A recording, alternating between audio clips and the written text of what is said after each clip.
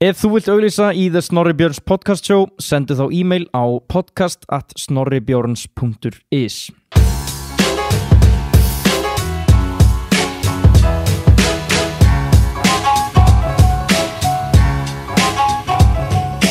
Það segir sér sjálft að þegar þú ert að keyra á mótorhjóli 48.000 kilometra þá ertu mikið með sjálfum þér.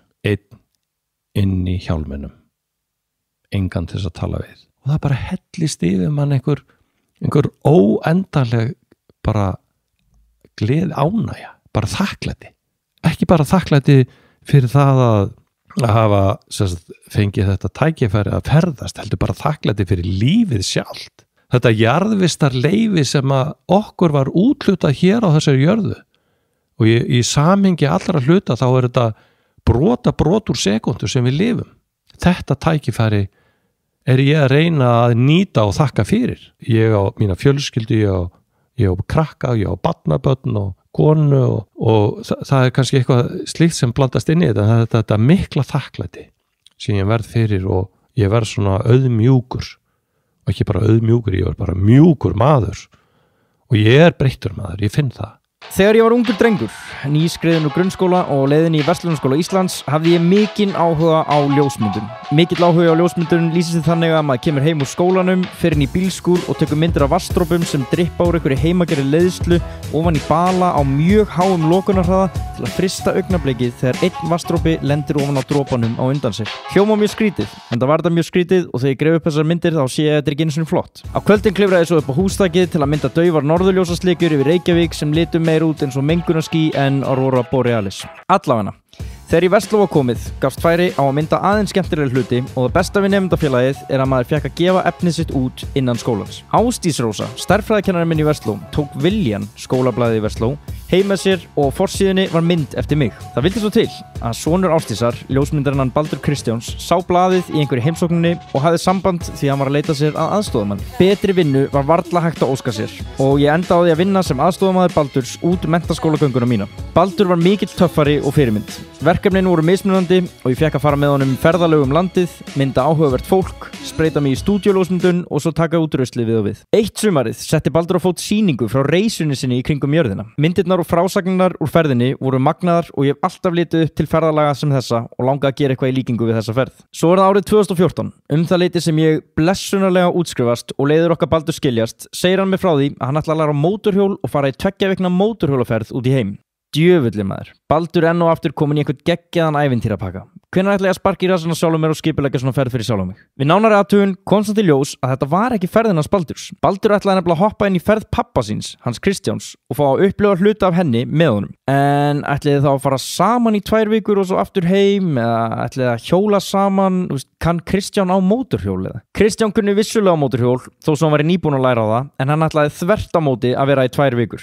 Kristján, pappi Baldurs og viðmælandi minn í þessum þætti var nefnilega úti í heimi, eitt síns liðs á mótorhjóli. Það var ekkert sjokkerandi við það að heyra Baldur ætla sér út í heimi í eitthvað ævintýri, en þarna hafði ég lesið Kristján bandvittlust. Ég hafði hitt hann nokkru sinnum í gegnum tíðina, en við vorum ekkert meir en bara kunningir. Kristján var bara pappi Baldurs fyrir mér, businessmaður sem var fjárhagslega settur eftir að selja fyrirtæki sem hann byggði upp, elskaði að spila golf og keyra glæsilega bíla. Hver sá sem hefur farið í reisu einhvern part af heiminum, sérstaklega eitt síns liðs, veit að það ekki mikið golf og fína bíla í svona ferðalögum. Svona ferðalög eru miklu meira basl og erfiði, líkamlegt og andlegt, heldur en nokkuð tíman 18 hólu golfringur getur orðið. Ég var vægast sagt hissa á að heyra á þessu ferðalagi Kristjáns og í hvert skipti sem ég spurði Baldur út í ferðin hans, þá virtist hún alltaf lengjast og lengjast. Já, hann ætlaði vist að halda eitthvað hans áfram. Jú, honum finnst hann ekki alveg vera búinn. Já, hann í Mexíkó núna. Svona hélt þetta áfram, þangað til Kristján 10 mánuðum síðar var komin hringinn í kringum jörðina, eitt síns liðs á mótorhjóli, fyrstur Íslendinga. Magnað afrek og örugglega mögnuð ferð.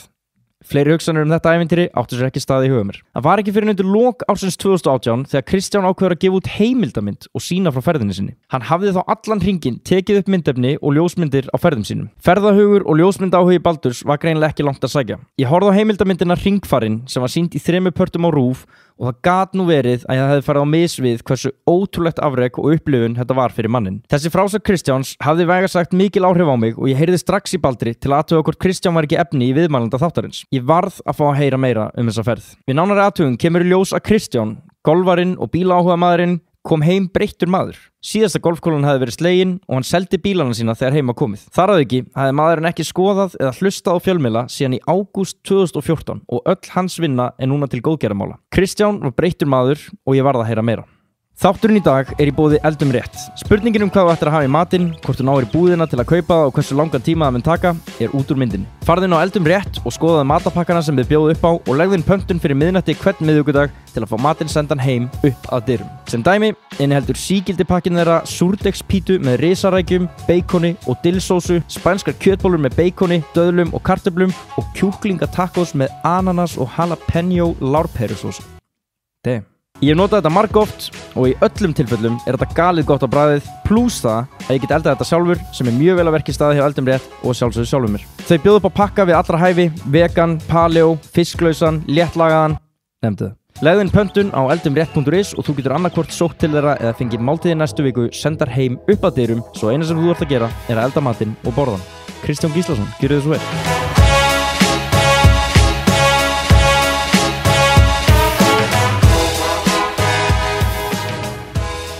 Herru, Kristján Gíslason, vertu hjartanlega velkominn í podcastáttin. Takk fyrir. Ég hef búin að laka mikið til að fá þig. Við þekkjum svolítið í gegnum hann Baldur, soninn, ljósmyndara. En þú ert svona stórstjarnan í fjölskyldinni núna eftir hringferð sem þú fórst í árið 2014. Já. Og gefur út í kjölfarið bók og heimildamynd undir nafnu Hringfarinn. Já. Getur aðeins sagt mér í stuttu máli hvað var að eiga þessi stað þarna? Já, ég náttúrulega hefur verið spurður að því margoft, hvað veldur því að maður á þínum aldri fer á mótuhjóli einn hringur kringum hnöttinn og ég held að það séu nokkru hlutir. Það er meðal annars það að árið 1973 þá fór ég sem skiptinemi til Bandaríkjanna og átti þar mitt drauma og ævintýra ár sem að ég nánast minnist á hverjum degi með einum öðrum hætti. Og síðan einhverjum 40 árum síðar, þegar ég er 57 ára, þá uppgötaði ég að ég er komin á miðjan aldur.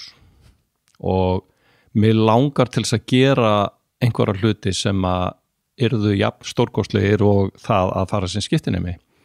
Og þar sem ég gerði mig nú grein fyrir því að það er ekki mikil eftirspurn eftir 57 ára gamlum skiptinema, þá var ég að hugsa dæmið einhvern veginn öðruvísi og það var þá sem að mótuhjólu kom inn í myndina. Það er líka annað að við hjónin árið 2011 þá fórum við í ferðalag til Suður Ameríku og eina sem við vorum með fast í hendi það var farmið til Rio de Janeiro. Við vissum ekkert hversu lengi við erum, hvert við varum að fara, þannig að við plönuðum ferðina frá degi til dags. Við vorum í 3 mánuði í Suður Ameríku, heimsóttum 6 lönd og þetta var stórkostlegu tími.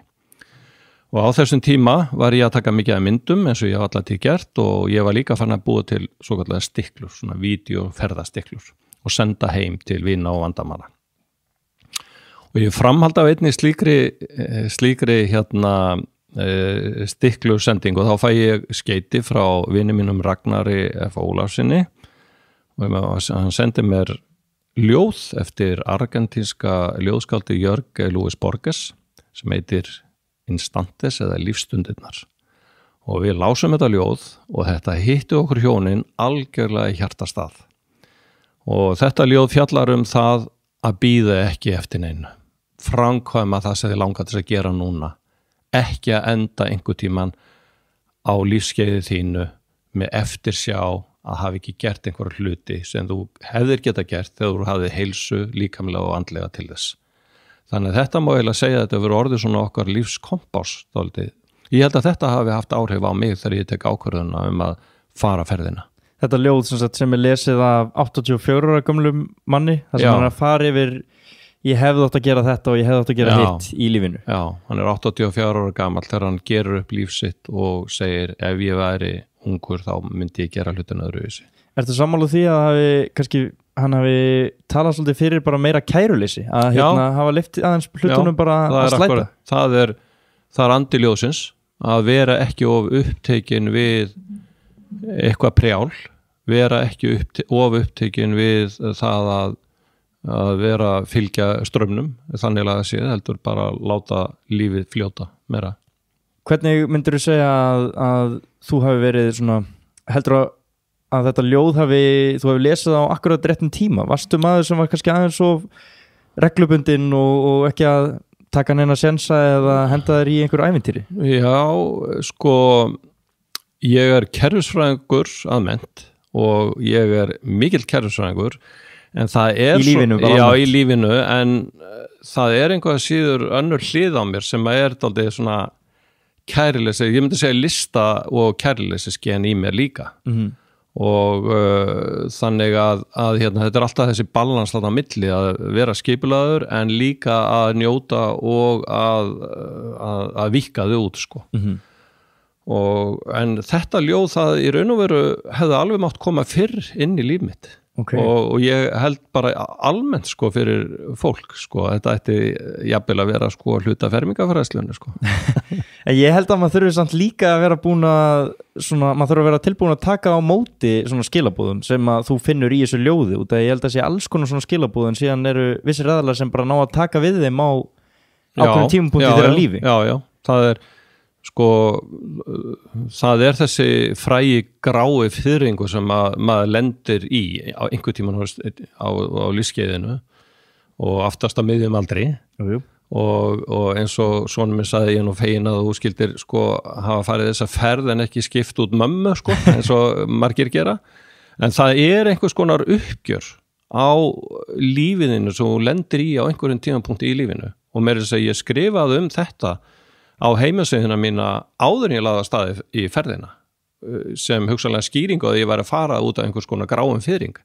Ef það grár fiðringur að meta sitt líf á miðjum aldri og taka einhverjar slíkar ákvarðanir þá það bara góðu lagi að kalla það gráan fiðring sko. Og ég held að við lendum öll í því að meta okkar stöðu og sjá einhvern veginn lífið, hvernig það búið að vera og hvernig maður vill svona láta það þróast inn í framtíðina. Algjörlega. Þú ferði þetta ferðalag 2014 Já. Og það má svona segja að þetta ferðalag sé ennþá svolítið í gangi. Allavega eftirmálarnir og allt sem þú ert að gera í kringum ferðina. Og þetta hefur náttúrulega allt saman haft mjög mikil áhrif á þitt líf og mótað það, það ekki? Jú. Hver var Kristján Gíslason svona árið 2006? Sko, ég held að ég hafi nú, ég sem sagt árið 2006, nákvæmlega árið 2006, þá ég að selja fyrirtæki mitt. Þá ég endalega að selja allt fyrirtæki mitt. Árið 2000 þá fekk ég en fjárfestaðin í fyrirtækið, seldi 60% af fyrirtækinu, en var sjálfur stærsti hluthafinn á samt fjölskyldunni með 40%. En árið 2006 þá seljum við allt saman og ég beðin að vera stjórnarformaður í fyrirtækinu og þeim fyrirtækinu sem að tilheyrðu okkur í 1 ár.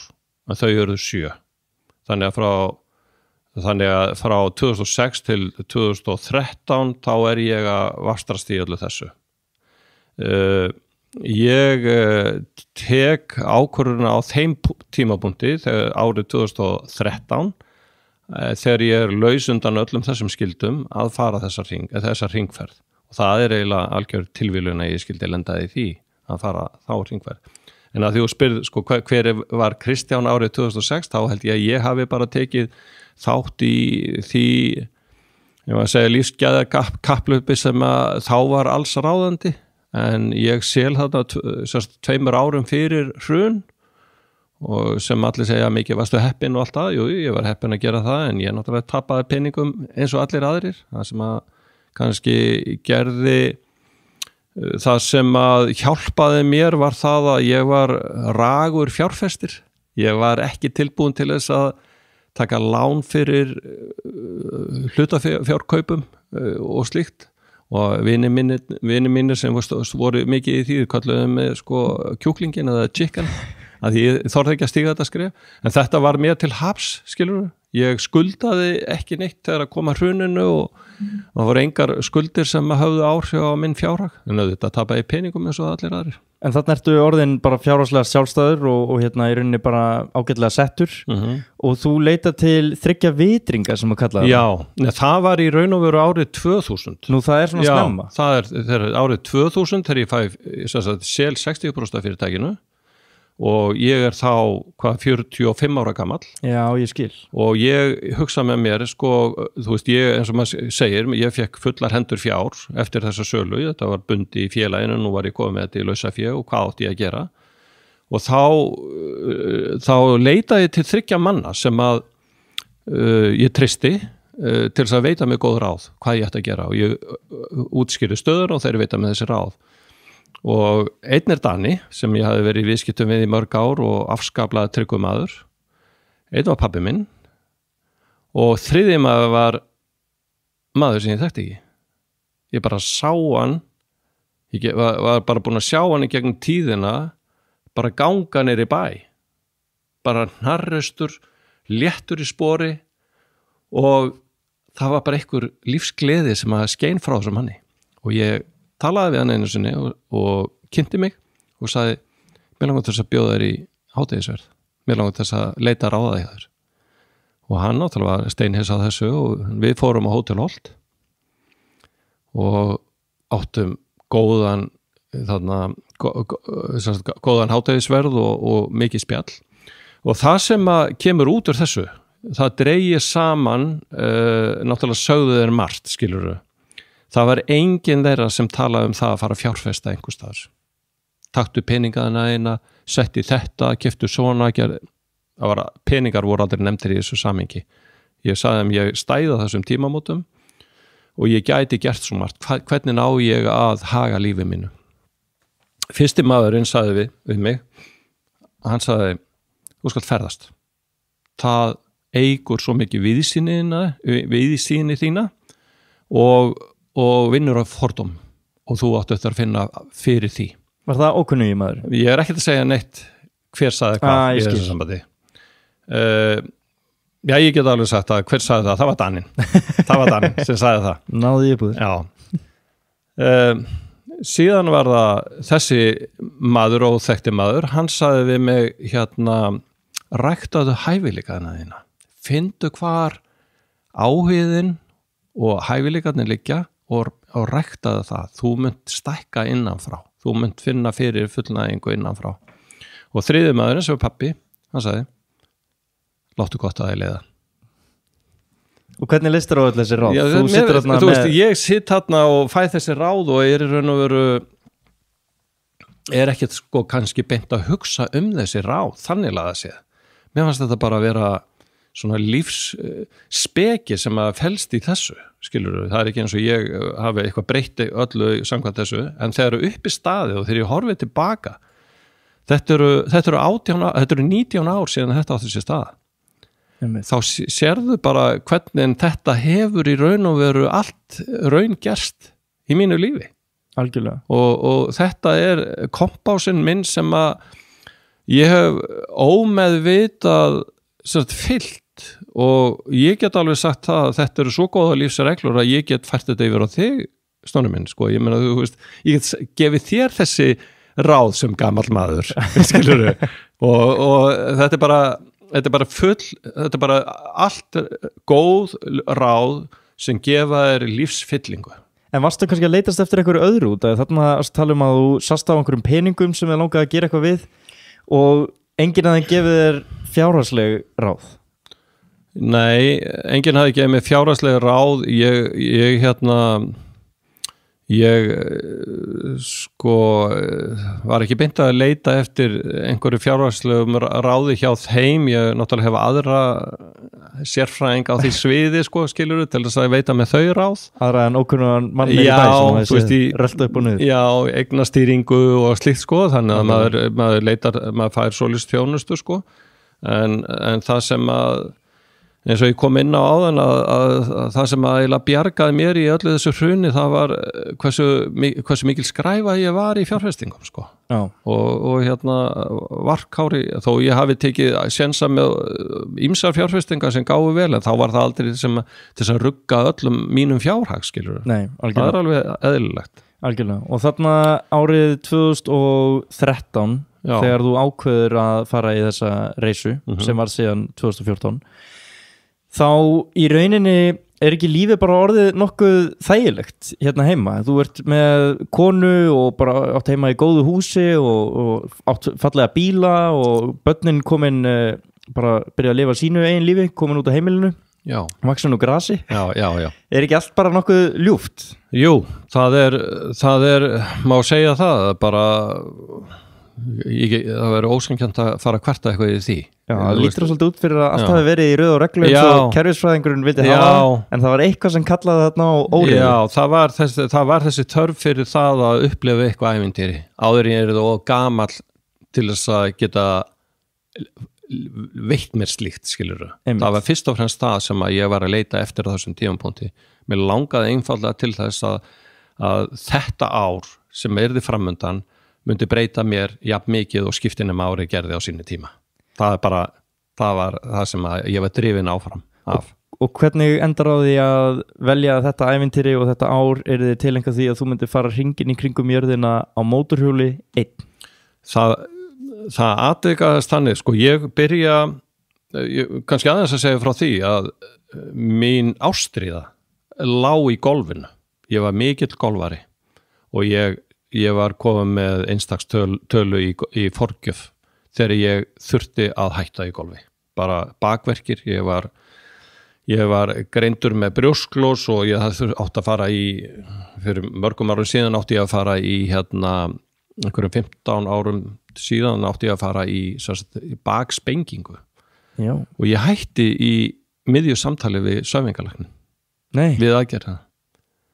Og ég fór þá vestur í Stykkishólm í bakskóla Jósefs Blöndals þar sem hann kendi mig bara hvernig ég átti að meðhandla sjálf á mig og í raun og vera stífa bakið að mér og ég gat upp frá því gat ég verið í golfinu og allt saman, en eftir því sem ég lækkaði forgjöf og þá var ég farin að beita bakinu þannig að verkefni voru farin að koma alltaf meira og meira í ljós.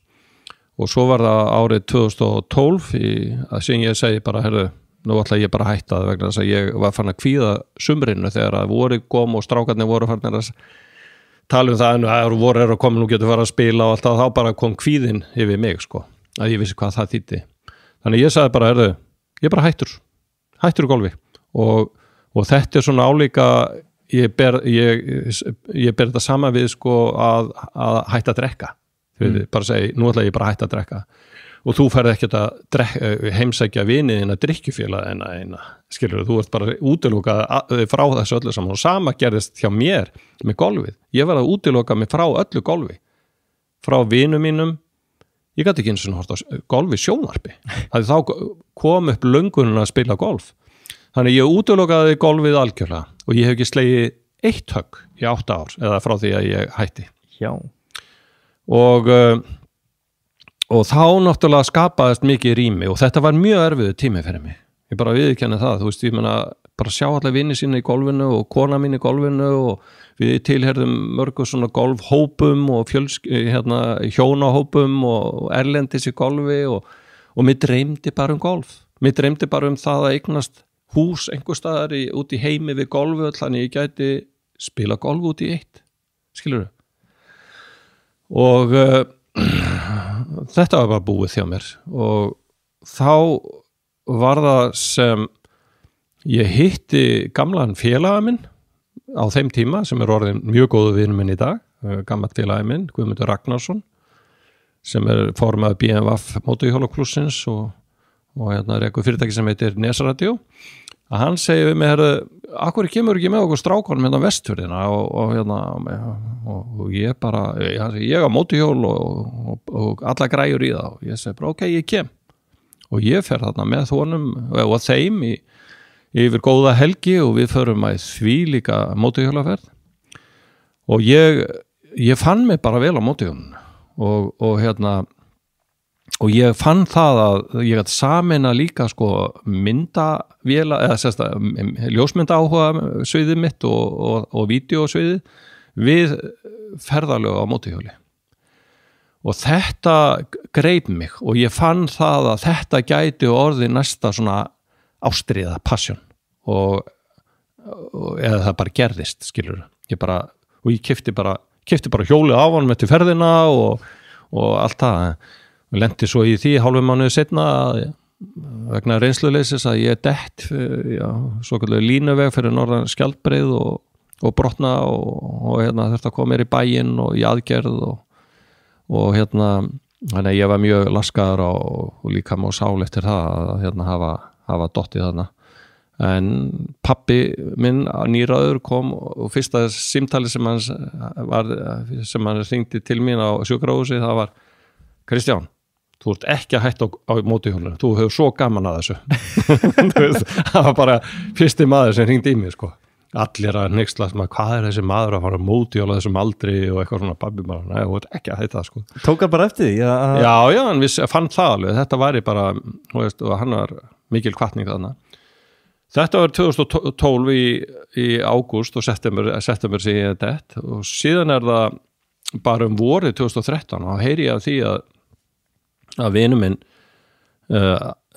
svona annar kunningi minn, gamall vinur, Guðlaugur Þórðarsson, hann að fara með 2 öðrum vinum sínum hringinn hnöttin og ég á mótorhjóli og ég satt þetta var bara svona ástarskot, sko. Þetta bara eins og þegar maður sá einhverja sæta stelpu bara í gamla daga var bara alveg bara dolfallin, sko. Og ég reyna að koma mér inn í þennan hóp til þeirra. Þeir nú varlega í það, sko, og mér fannst einhvern veginn lógist að það væri, sko, 2 og 2 þá ef að, þú veist, á hótelum og svona 2 og 2 sáðu þá saman í herbyggi og ef að menn myndu splittu upp þá færu 2 og 2 saman. En þeim leist ekki á þetta dæmi og þekktu mig ekki neitt og ég þekkti þá ekki neitt, en það var það tómvillisa eftir áhyggja, sko. Þannig að ég fór þá til Guðmundar Ragnarsson að vinna minns og sem hafði kynnt mér fyrir mótorhjólinu og sagði hvernig verið og bauð honum í ferð, sko, hringir hnöttin með mér og hann bara segi já, ég kem og hann svo líður árið sem sagt að áramótum, ég finn það að hann hefur ekki sama brennandi áhuga og ég bara, í hvers getur sem ég að hitta hann og við erum að tala þetta, þá bara var alltaf eitthvað svona í honum. Hann hefði ekki orðið fyrir sama ástarskoti? Nei, það hefur vantaði ástarskoti á hann, sko. Þannig að ég segi við hann á aðfangadegi jóla og segi við hann, Guðmundur, þú að gefa mér bara ákveðið svar núna og segir að ég að koma, sko, en ég skal gefa þér ákveðið svar á gamlástað, segir hann. Þetta svo þetta gamlástað 2013 og á gamlástað segir hann, ég ekki að koma og þá var ég orðinn einn og hvað átti ég þá að gera og þá fæ ég mikla hvatningu aftur frá gamla manninum. Blessa, farðu einn maður, það verður miklu meira ævintýri hjá þér. Einmitt, hann segir það í heimildamyndinni, ég sjáu það þar, segir bara þetta miklu meira opnun og allt einhvern veginn, þú veist, og ég ákvað það bara, þannig að í ársbyrjun 2014, árið sem ég fer, þá bara byrjar þessi undirbúningur alveg frá svona massífur undirbúningur hjá mér og hvað í maí þá kemur Gulli til mín, segir við mig, heyrðu, strákarnir hætti við að fara hringinn, má ég koma með þér? Og þá þurfti ég að segja, þá segi ég, sorry, Gulli minn, ég búin að undirbúa mig í höfðinu eins og ég sé að fara einn og ég get ekki breytti. Ég bara núna farin að sjá bara kostina við það að fara einn. Þannig ég er búin að ræða þetta alveg við hann. Þú veist, við erum alveg góður með þetta og hann fyrir gaf mér þetta, sko, skilur við, en þetta var erfitt fyrir mig. Þetta var virkilega erfitt fyrir mig að þurfa að neita honum það. En ég vissi að þetta yrði bara miklu meiri áskorun og miklu meiri ferð ef ég fari einn. Og þú varst orðin bara svolítið heillaður af því? Já, algjörlega. Það var allur undirbúningur miðaðist við það og ég var fann að sjá mig bara í ýmsum aðstæðum þar sem ég var einn og hvernig ég myndi tækla þetta og tækla hitt og svo framvegis og aldrei neitt maður í kringum mig í þeim aðstæðum. Mér fannst það svo gott í byrjun, þú ert náttúrulega lungin við að taka upp allt ferlið og þú ert í byrjun heimildamyndarinnar sem var sýnd á RÚV í undir lok árs 2018 þá ert að segja vinum og kunningjum frá því að þú ætlar að henda þér í þessa ferð einn og það svona þetta nokkrar hökur í gólfið við tíðindin og þú ert með viðbröð konuðinnar og vina og síðan það eins og vorum að segja pappiðinn. Mér fannst svo gott þegar þú segir þetta við hann, ég að pæli að fara bara einn og hann segir já og þú segir hvernig líst þér á það og hann segir bara það langsamlega best. Hann var svona svo eini þetta kom honum ekkert úr, það var eins og hann hefði ætlað að segja þér að gera þetta. Og mér fannst það svo falleg viðbröðin hjá honum að segja þér að bara íta þér 100% út í þetta. Það var ekkert svona, ertu nú vissum að það sé sniðugt, ertu nú vissum að það er sniðugt að gera þetta svona. Það var bara, þetta er langsamlega best svona, þú verður miklu opnari fyrir öllum upplifunum. Mér fannst þetta eiginlega bara, þetta var svo fullkomin byrjun á þessari mynd og þessu ferðalegi. Þetta lýsir pappa. Pappi er þessi, þú veist, spontant maður og artisti líka. Móði mín er sko Excel dauðans, hún var Excel manneska dauðans. Hún var 85 ára held ég þegar hún hætti að nota Excel. Þú veist, hún var alltaf uppfæra nýjasta Excel forritið og var allt í Excel hjá henni. Þannig ég blanda þessu og gaman að segja frá því þegar pappi var 70, hann bauð á nokkuð fjölskylduna á Hótel Örk í Hveragerði. Og þar var hann afmæli 2. ágúst og var sól og allt það og svo förum við út í laugina þannig bara við Laugabakkann og svo segir hann, herðu, horfið á þetta, fer á Laugabakkanum, stendur með tærnar á og fer aftur og bakk flipp út í laugina og við bara horfðum á, þú veist, 70 kallinn, fara bara bakk flipp út í laugina, kemur upp úr og segir þessa setningu, aldrei hætt að þora. Og þessi setning er í myndinni, hún er loka setningin í myndinni, aldrei hætt að þora. Og ég alltaf upp alveg með þetta, þú verður að gera hluti og þora, ekki láta aftra því að upplifa hluti, skilur vegna þess að þú getur alltaf fundið nægar ástæður að gera ekki hlutina, skilur þið? Algjörlega. Þannig að aldrei hætt að þora er svona orðið svona fjölskyldur logo hjá okkur og það er það sem ég tek frá föður mínum. Áður en við förum yfir í þína ferð, þá langaði maður að spyrja hans út í að ferðina hans Baldurs, svona eins. Hann fer, árið 2008 eða 7? Já, alltaf ekki verið 2007. Það sem hann fer sjálfur í sína eigin reisu. Já, einmitt, hann fer. Og hendi sér svona nokkuð skyndilega út og er í 8-10 mánuði, eitthvað svoleiðis. Hvernig brást þú við því? Út að við erum með viðbröð pappa þins við þinni reisu en þú sem pappans Baldurs. Ég var minnist þessi ekki öðruvís en að ég hafi verið bara hvetjan til þess að gera það og mér fannst þetta vera ævintýra ferð og allt það. Ég man ekki eftir öðru en ég hafi verið hvetjandi, það getur vel verið að hann segi eitthvað annað en ég man ekki eftir öðru. Hann náttúrulega fór á puttunum bara út í heim og við vorum alltaf að spyrja hann hvað segirðu, hvernig gengur undirbúningu? Jú, þetta gengur ágætlega, ertu að fara? Já, ég er ekki búin að ákveða það og svo allt í einu kemur hann heima á aðfangadag og segir, ég er að fara, ég er bara að kveða ykkur, ég er að fluga eftir aðfangadag. Þannig að hann fór bara einn út í heim og það var eitt aðvindur úr því hjá honum og bara æðislegt. Hann er nú ekki kerfisfræðingur Nei, hann er ekki kerfisfræðingur. Aðeins minna plana. Já. En ég held bara almennt séð að bara mjög mikilvægt fyrir ungt fólk að fara í svona ferðir með einhverjum hætti. Ég er mikill talsmaður þess að menn farið sem skiptinemar. Allir okkar drengir 3 hafa farið sem slíkir og auðvitað höfum við haft svona uppeldisleg áhrif á þá og kannski ekki stýrt þeim en svona haft áhrif á það og þeir gerðust allir skiptinemar. Vegna þess að ég held að það byggi upp alveg óbáslega mikið sjálfstraust.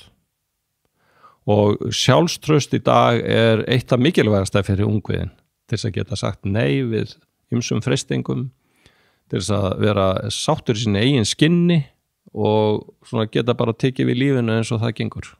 Og ferðalög eru þess efnis að þessi eðlis líka að það styrkir því sem persónu og þú verður einhvern veginn stærri innra með þér og ekki eitthvað út á við heldur bara það er eitthvað sem fyllist innra með þér og ég hvet alla krakka til þess að fara stórar ferðir og ekki að hræðast neitt.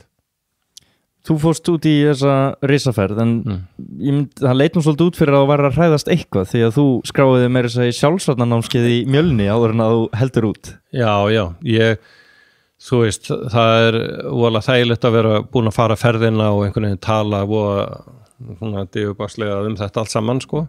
En málið það að ég var náttúrulega hræddist ýmislegt og margt og erfiðustu voru næturnar þegar ég lá andvaka yfir einhverjum hlutum og svo framvegis og eina leiðin fyrir mig til þess að losna undan þeirri pressu var að ég var með svona litla skrifblokk við hliðina á mér og penna og ég skrifaði alltaf niður í hvers skipti sem að ég vaknaði og eitthvað sem hræddi mig og svo var það bara viðfangsefni næsta morguns að segja ok, hvað geri ég til mótvægis við þetta hérna þú veitu, ef ég mér verður rænt til dæmis það var eina af stærstu svona áhættu þáttunum í minni ferð að mér yrði rænt ekki það að ég yrði drepinn sko en að mér yrði rænt og lausnin við því var að fara til tryggingafélagsins og segja herru, við þurfum að ræða þetta, hvað getum við gert og við fundum þeir fundu sérstaka tryggingu í Englandi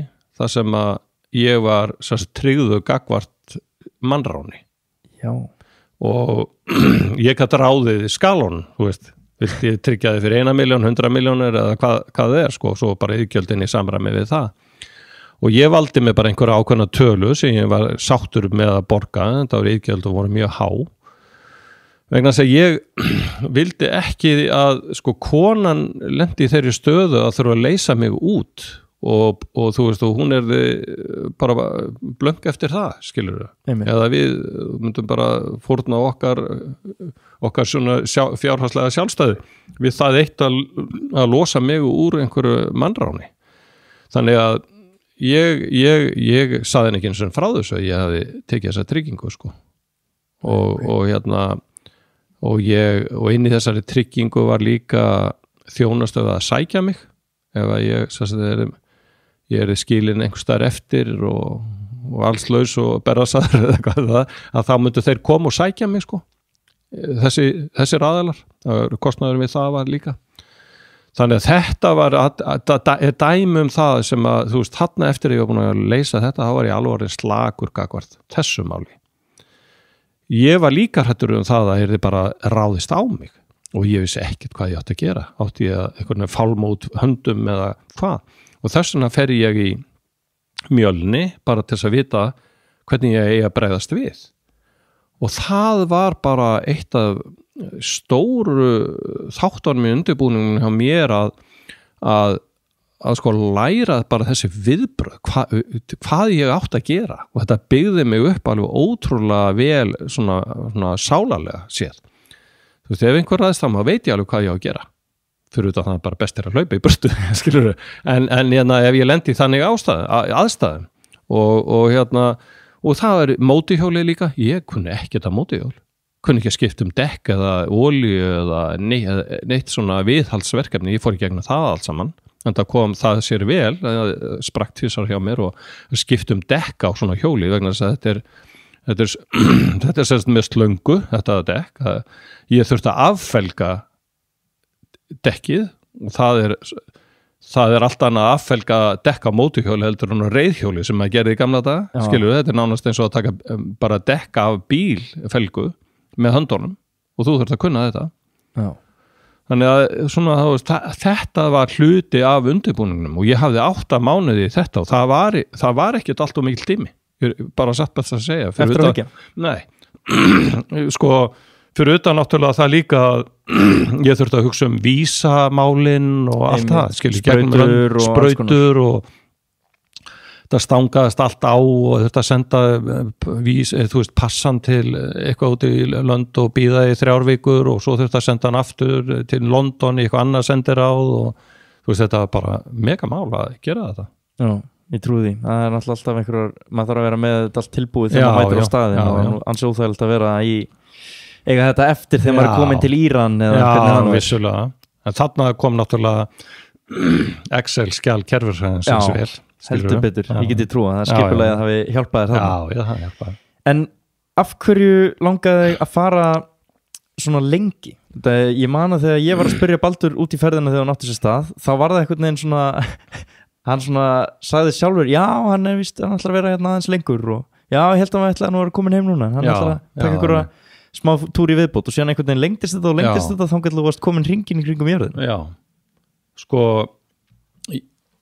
ég reiknaði út að ég gæti þyrft einhverja 3 mánuði í þetta, þannig að ég sagði 4 mánuði, það var svona official talan mín, eða mánaðafjöldin. Hugsanlega gat að dreigist eitthvað meira 5-6 mánuði, svona bara í verstafalli.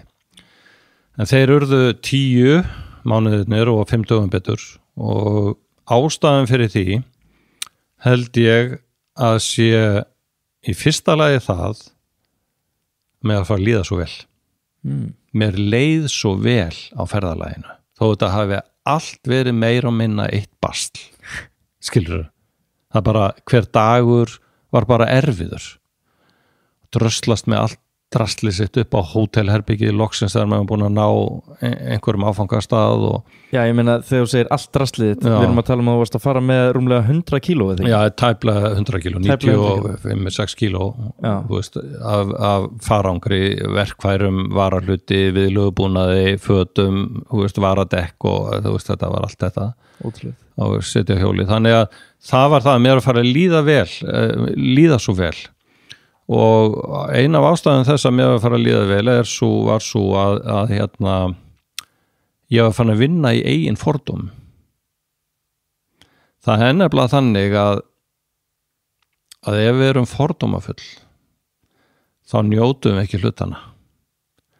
Þér líður best með sjálfum þér þar sem þú þekkir allt umhverfið, en ef að þú ert komin í svona framandi umhverfi og tekur því umhverfi ekki með opnum örmum, heldur ertu fordómafullur og lokaður og slíkt, að þá hættur að njóta. Og ég var orðin svo meðvitaður um það að hvað fordómarnir höfðu mikil áhrif á upplifun mína. Ég skal nefna þetta dæmi. Þegar ég kem inn í Íran, sjáðu náttúrulega í heimildamyndinni að það tók mig 2 atrenur að komast inn í Íran. En þegar ég kom í seinna skipti þá kem ég þarna og tekur langan tíma, fleiri klukkustundir að komast í gegnum allt skriffinsku brjálaðið og kaosið. Og þegar ég komin þarna að landamæraverðinum að þá hann voðalega svona valdsmanns mikill og segir, já, ég veit nú ekki hvort að við getum hleypt þér í gegn, klukkan og svo margt að þú verður eiginlega bara að fara til Tyrklands aftur og koma í fyrramálið og ég gæti ekki hugsað mér það, svo þannig ég sagði við henni, má ekki einhvern veginn bara, geti ekki borga þér bara yfirtíð fyrir þetta? Já, það er ekki bara ég þú veist, þú ert að borga fyrir alla skrifstofuliði þetta er mjög flókin prósess og það þurfa allir að koma að þessu máli og ég segi, já, ég er bara alveg til í það, hvað myndi það að kosta og ég á endanum þá bara borga ég fyrir þetta og ég sá alveg að þetta var sett upp, þeir voru búin að loka hurðinni og annar stóð frammi og svona nokkuð á vörður ef einhver skildi koma að, það var verið að hafa með peningana og svo bara fór ég í gegn og þegar ég kem í gegn og bara svo ánægður var komin í gegnum landamærunum inn í Íran og veðrið var svo gott og mér leiði vel og ég stoppaði eftir að hafa hjólað í einhverjum tímundu korter við einhverjum lítinn læk og bara njóta momentsins og sólin hitinn var góður og fær mér að drekka þegar bíll stoppar og út kemur maður og hann segir, heyrðu, er eitthvað að?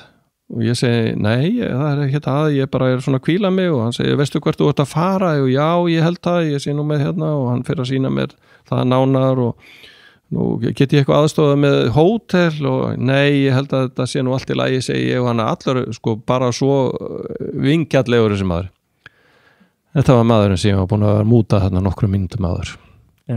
Og þú veist, þá var það bara, hann var bara í allt öðru gerfi þar, hann var bara í allt öðru hlutverki en þarna er hann bara hann sjálfur sem persóna og þetta var það sem kom að skildi í Íran, þú veist, það voru allir svo hjálpsamir og yndislegir og það var ekkert land í heiminum sem ég hræddist eins mikið eins og að fara í gegnum Íran en ég uppgötta, þú veist, yndislegasta fólkið á leiðinni, það var í Íran og sem dæmi þá ég hafði landvistarleyfi í 14 daga í Íran mér var boðið heim eða út að borða eða borga fyrir mig í 10 skipti á þessum 14 dögum og þú veist og þarna fóru hlutirnar að breytast hjá sjálfum mér, ég segi, byrju hvað erum að vera hérna? Íran, þetta ekki bara einhverjir ribbaldar hérna, þetta ekki allt einhver hálfgerði glæpamenn hérna, bara kemst að því að þetta bara yndislegasta fólk og þetta varði í raun og veru svona forboðið þess sem koma skildi bara í gegnum öll löndin nema hvað Íran stóð reyndar upp úr hvað þetta varðar, en ég að segja sko þarna var bara með leið vel meðal þessa fólks og það var ekki eins og ég var að ferðast í einhverju sko, þú veist, einhverjum luxus, einhverjum 5-stjörnu hótelum og vakna upp á morgnana og ég vissi ekki hvort ég var í Kabul eða Kaupmannahöfn eða hvað það var sko, skilurðu. Og þegar hótelin lítið öll eins og já, þú veist, ég var bara í grasrótinni. Ég var bara, og það var eitt af markmiðum ferðarinnar. Það var það að komast nálægt fólkinu. Ég ætla að forðast allan luxus þess að einmitt að ná tengingunni og þegar uppistæði þá held ég að það sé eitt af því stóru atriðum, eitt af stærstu atriðunum eftir ferðina hvað mér tókst vel að tengja mig við fólki og gaf mér ótrúlega sýn inn í svona bara hið raunverulega líf þessa fólks. Og þú endar á því að leggja svolítið upp með það eða ekki? Þú talaður touchið, að ná tengingu við fólki til þeirra landa sem þú fer til. Já, ég lagði aldrei upp með það, en mér lærðist það á ferðalaginu hvaða gaf mér miklu meira þegar ég fór í gegnum löndin að ná þessu sem þú kallaði litla touchi, einhvers konar tengingu við fólki. Það þarf ekki að vera mikið. Í sumum tilfellum var ég bjóð hjá fólkinu. Ég bjóð stundum marga daga hjá fólki. Í önnu skipti eins og Íran, einn maður, hann bauð mér út að borða, við fórum bara á flott veitingastað og áttum góða kvöldstund saman, skilurðu. Síðan það fólk á veitingastöðum eða á bensinstöðu, eitthvað þetta litla touch og það er það sem að mér finnst og þegar við hjónin ferðumst núna saman að þá finnum við líka fyrir þessu hvað þetta er mikilvægt að mynda þetta touch og það hjálpar að vera á mótuhjóli. Því minni að faratæki sem þú ert, því meiri möguleikar er að þú náir þessari tengingu. Ef þú ert í rútu, sérstaklega rútu og ert að fara á einhverja ferðamannastaði, þú nærði ekki þessu sambandi við sko innfæta. Nei. En á mótuhjólinu, það er eins og segull. Fólki kemur til því. Og þú getur náttúrulega stoppað á þeim stöðum sem þú vilt. Já. Já, mér finnst oft ferðalög leitast að því að fólk sé að reyna að heimsækja undur veraldar eða eins og kannski segir bara best að nefna túristastæði, bara staðir sem að fólk heimsækir ef það er í viðkomandi landi út af því að allir aðrir gera það. Og mín reynsla er svo að öll svona monument, einhver mannvirki sem er búið að byggja og fólk hópast að til að skoða og það jafnvel kemur náttúrulega klukkan 5 á nóttunni til þess að ná sólarupprásinni eða þarna er ég reyndar svolítið að hugsa um Angkor Wat í Kambódíu. Ég hef eiginlega sjaldan orðið fyrir miklum vonbrigðum á mínum ferðalögum og þegar ég fer og heimsæki eitthvað svona. Já. Mér finnst bara að þegar maður eins og við fórum nokkur vinir mínir árið 2015 og lögðum leið okkar að Angkor Wat. Svo upplifun átti engan veginn roð í það þegar ég fór einn út á einhverjum kajak og hitti sjómann í Vietnam sem að var bara að reykja sígarettu og teipa fyrir skeljarnar á kröppum og mér bara svona ég veit ekki hvað þetta er en það er bara eitthvað sem að gefa manni við að hitta þetta fólk. Já, það er það og kannski erfitt að lýsa því en það er einhvern veginn að bara finna fyrir þessum hjartslætti, þú veist, í þjóðfélaginu. Þú finnur það ekki á þessum túristastöðum þar sem allir er að reyna að selja þér eitthvað og þú eru meira fyrir ónæði en annað sko. Já. En ég ætla ekki að gera lítið úr heldur þessum túristastöðum. Það eru til dæmis ég hef ekki vilja missa því að fara til Taj Mahal í Indlandi. Nei, þú veist sem dæmi, ég hef aldrei mjögst það sko stórkostlu upplifun þó að ég hef verið bara einn af 1000 manna þar og svo framvegis sko og eða Machu Picchu í Peru og Iguazu fossana í Brasilíu og svona, þú veist þetta eru náttúrulega okkar, þetta eins og Gullfoss og Geysir hjá okkur Einmitt. en þetta bara með öðrum hætti að ferðast svona eins og ég gerði. Ég var að koma niður Bárðardalinn, skilurðu, ég var að koma niður í Skagafjörðinn og ég fór þá leið sko. Ég og þannig ég hitti þetta fólk allt saman og það það sem ég lagði upp með, að reyna að kynnast sko bara venjulega fólkinu. Og ég lýsi stundum þannig að Titanic myndin, stórkostlið, sem þú eru örugglega séð. Ég verð ótrúlega að skulle segja þetta. Þú aldrei séð hana. Já, ég á hann ennþá inni. Já, en þar sem sagt fína fólkið upp á fyrsta klassa. Já. Allir teinréttir í bakinu og að drekka te. Ég reyndar að drekka te núna á byrni í baki, en það var, þú veist, þetta var stíllinn. Sem brjósklós eftir gólfi. Já, en þetta var stíllinn, skilur, og allir upp á búnir og með hatta og það. Á neðra þilfarinu, þar var almúin, en þar var fjörið. Þar skemmtu sér allir. Þar voru menn dansandi upp á borðum og syngjandi og trallandi og gítar og það var aldrei þessi stemning sem að ég var í á ferðalaginu mínu. Ég var ekki, þú veist, drekkandi te á hverjum degi og allt það sko með fína fólkinu. Og þannig lagði ég upp ferðina og eins og ég segi, ég vildi anda onni í grasið. Ég vildi finna fyrir grasinu og vexti grasið sko. Ég vildi ekki vera upp á 17. hæð einhverstaðar, skilur. Nei. Þannig að að það gaf mér alveg óbóðslega mikið og ég veit að það ekki allir sem að sækist eftir því heldur, en þetta var bara mín leið og ég ekki að segja að allir að gera það, en þetta var bara mín leið. Algjörlega, og það líka svolítið erfitt að tengja við, ég meina það svolítið erfitt að dæma fólki frá Kambódíu út frá því fólki sem þú hittir hjá Angkor Wat. Já. Skilur, það fólk sem bara að reyna að selja bæklinga eða traditional þetta, einmitt, bara reyna, þau þarna í einhvern veginn allt öðrum tilgangin, svo þegar þú ferð út í sveitina á mótorhjóli og sér fólk og bara hvernig það raunverulega lifir. Var enginn sem að kunni illa við að fá þig í heimsókn? Var enginn sem að ýtti þér í burtu eða bara sagði þér að halda áfram þinni leið? Nei, en sko ég man eftir því á einum stað. Það var alveg við landamæri Íran. Það var á heiðum á svona hirðingja samfélag í Tyrklandi. Það sem fólk var myndir af því í bókinu, það sem að fólki út í ánni að þvó þvott og það var ekki oft sem ég sneri við til þess að taka myndir, en ég gerði það þarna. Að ég hugsaði, ef ég ætla alltaf að fara að snúa við, þá myndi ég aldrei komast hringinn sko. Þannig að ég gerði mjög fáar undantekningar á þessu. Þarna var ein. Og þegar ég að taka myndir, og ég byrja aldrei að taka myndir, ég þarf að stoppa, taka mér hjálminn, ég þarf að fá mér vatn, ég þarf bara eins og ég sé að hvíla mig, bara allt rólegt sko, skilurðu, og svo kemur fólki til mín og svo þegar ég búin að einhvern veginn ná svona persónulegu sambandi við, þá byrja ég að taka myndir, að fá að taka eina mynd og fleiri og allt það. Og í þessu tilfelli þá það krakkarnir sem koma hlaupandi til mín og að móti hjólinu að mér og ég svona náttúrulega eins og einhver geimvera sko í þeim búning sem ég í og stór með við þetta fólk. Og ég gleymi ekki sko af honum sem kom hlaupandi eftir krökkunum í algjöri geðshræringu. Að krakkarnir væru að blanda geði við þennan ókunnuga mann. Þetta var mikil hætta á ferðskilur. Þannig að ég vissum hann man eftir þessu moment enn þann dag í dag þegar hann sá þennan mótuhjóla mann koma og hann var að verja krakkana sína. Þetta var eina skiptið í ferðinu sem ég man eftir því að fólk hræddist mig og þetta og ég sá það, þú veist, það þýtti ekki neitt fyrir mig að reyna að róa manni niður og útskýra eða gera neitt, hann var bara í ákveðnu áfalli sko.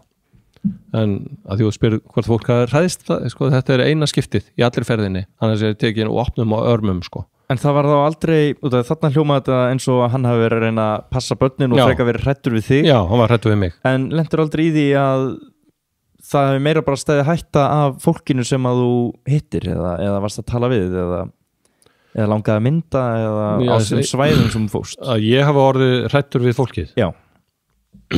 Sko, ekki fólki beint en að það voru aðstæður sem ég fór í gegnum sem að voru erfiðar, voru 3 stöðum sem að ég fór í gegn og ég á einum staðnum fann ég fyrir mikillu ógn og svona skelfingu.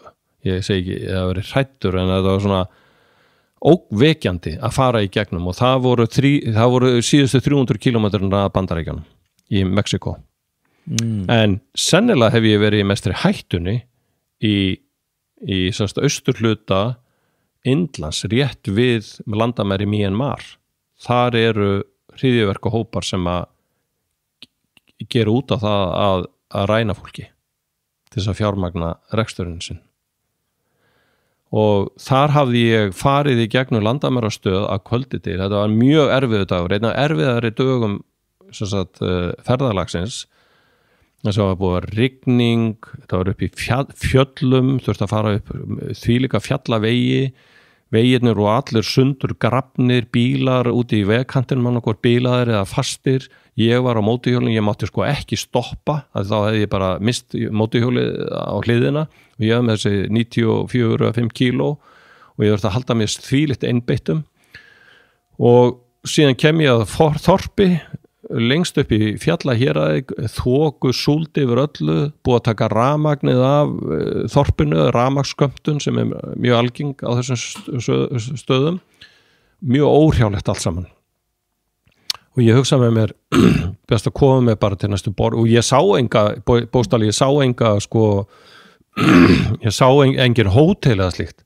Það voru þarna einhverju hermenn að ordna sig við varðeld og það var allt svo óhrjálegt og ég sé það svona varðstöð með hliði og ég bara þóttist ekki að taka eftir því, ég bara keyrði fram hjá því og fer áfram og það bara prinsip á mótuhjóli og yfir höfuð út að ferðast, þú ferðast ekki í myrkri sérstaklega hættulegt fyrir mótuhjóla þegar það þá þegar dýrin hlaupa yfir götuna og þú getur auðveldlega orðið fyrir mótuhjólinu og þú slasast. En þarna hugsaði mér, nú ætla ég að gera undantekningu. Nú ætla ég bara að koma mér til borgarinnar Impal, það sem ég vissi að var það var einhver menning og hótel og þá tæki mér 4 tíma. Ég fer bara hægt og fer á stað. Og þá ég lýsi þessu í myndinni, þá finn ég það er bara bíll sem elda mig og ég gef í og ég vissi ekkert hvort ætla að gera mér einhverja skrá yfir og þannig að ég gef í og svo bara finn ég það að ég komin allt of mikið hraða með aðstæður og getu og bara stoppa ég. Bíllinn stoppar og við hliðina á mér. Maðurinn skrúður rúðuna og hann segir við mig, þetta bara láta að vita að þú ert að fara inn á mjög varhugavert svæði. Hér eru mannráðan tíð og ég sá að þú stoppar ekki við varðstöðina. Varðstöðin, hún gaggjart fyrir ferðamenn á þessari leið til þess að skrá hverjir komnir inn á leiðina ef eitthvað kemur upp á þá að vita að þeir eru þarna inni á svæðinu sko. Og hann segi, ég get farið með tilbaka og getur fyllt með tilbaka og ég get fundið hótel fyrir þið eða þú getur gist hjá mér. Og ég bara þurfti að horfa á mannin og meta aðstæður, bara bílinn og hann og ég tók bara ákvörðun, ég ætla að fylgja honum og treysta honum og ég bjó heima hjá honum og það var bara þvílið, hann sagði mig frá öllum þessum erjum og ástæðunum fyrir því og þetta bara venjulegt fólk á daginn að keyra langferðabifreiðar eða hvað sem og svo er þau bara hryðjuverkamenn á kvöldin og hann var svona með kínverskt yfirbragð, þetta var Indverji það var þetta þjóðflokkur sem kom frá Kína á sínum tíma sem á rekja til sko upphaf Kínamúsins þá voru kínverski þrælar sem að flúðu þá þrælavinnu og enduðu þarna í Indlandi og byggðu sitt samfélag í fjöllunum og þetta voru allt fólk af þeim ættflokki og þeim finnst þeir vera dálítið afskiptir af indverskum yfirvöldum og þess vegna standa þeir í þessum erjum og svona mannráns aðgerðum og slíku og ekki bara mannrán heldur líka að stoppa flutningalestir, flutningabíla og stela farminum. Þannig að daginn eftir þá fer ég þannig gegnum þessa leið aftur en í fylgd með herbílum og vöruflutningabílum og það, ég trúi að það var svona 70 bílar og hermenn og allt saman sko, sem vörðu lestina sko. Þarna var ég á mótihjóli kvöldið áður sko, alveg grænn og skilur þarna var ég sennilega í mestri hættu á þess að gera mig grein fyrir því en hins vegar í Mexiko þegar ég kem þangað þá fer ég alltaf inn að taka eftir því að ég semst kem inn í Mexiko frá Mexico Bay og inn í hérna já, semst alveg við Mexiko flóan að austanverðu og hérna og þegar ég átti 300 km eftir eða þegar ég átti svona 500 km eftir þá sé ég það að það er bara öll hús meira og minna tóm, bensínstöðar, verslanir, bensínstöðar, allt bara tómt og yfirkeð. Svo þegar ég búin að keyra einhvern átti 300 km að þá kem ég að pínulitlu svona sveitarestauranti, svona krá. Fer það angað inn og ég man alltaf maðurinn hann kom og heyrðu vinur minn, hvaðan ert þú að koma? Segir hann og ég segi hann það. Já, þú skall, ég ráðleikar eindri að fara ekki þessa leið til Bandaríkjanna. Farðu 100 km tilbaka, beygðu þar til hægri inn í fjöllin og farðu yfir fjöllin í Mexiko á allt öðrum stað inn í Bandaríkin. Og ég bara sagt þér það að ég var þannig stemdur eftir að hafa farið í gegnum sko Mið-Ameríku og Mexiko að ég þráði bara að komast til Bandaríkjanna, bara að komast heim bókstaflega vegna þess að byssuógnin í Mið-Ameríku er rosaleg. Það menn allstað með byssu. Þú kemur inn á hótel, lítilega stór, menn eru með byssu. Þetta er svona, ég veit ekki hvað þetta er svona byssa með einhver rosaleg hlaupi, bara eins og venjuleg skambissa, eða svona, þetta er sennilega haglabissa, og menn eru, sko, þetta er svo ókveikjandi eitthvað, bara hvernig hann halda á byssunni og þetta er allstaðar, öllum hótelum, bensinstöðum, mörkuðum og tala ekki bönkum, þar er þeir hleypt bara inn í hollum og mennum með skambissur og vélbissur þar sko.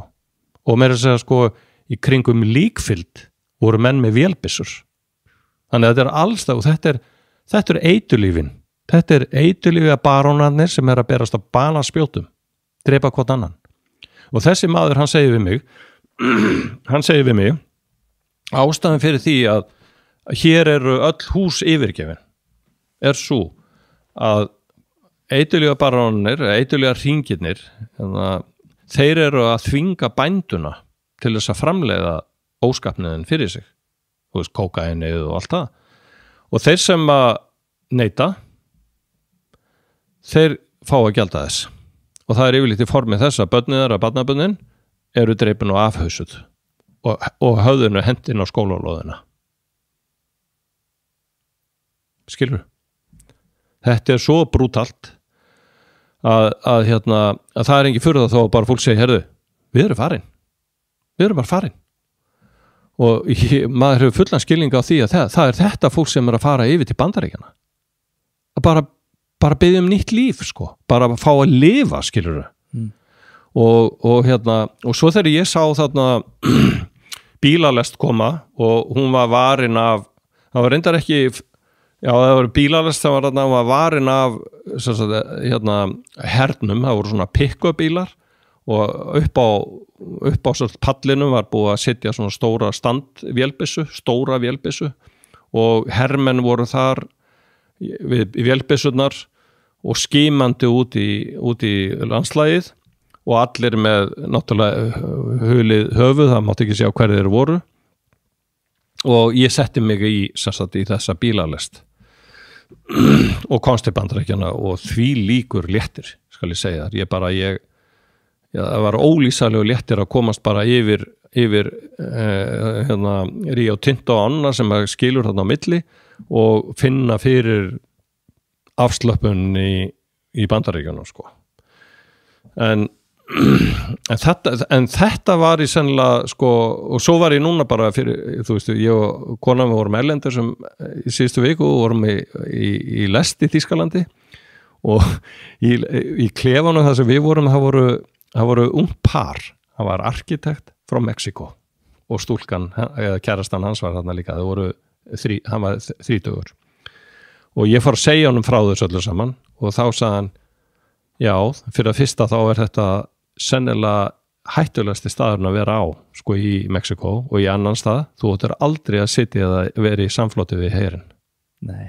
Þú ættir að vera fyrir aftan þá einhvers staðar langt fyrir aftan þá vegna þess að þeir eru hernaðurinn á milli þessara eitulífaringja og hersins þannig að þú ættir að þetta vissi ég ekkert en einhvað síður þá held ég að sýnileiki þessarar ógnunar hafa verið mestur þarna afsakið en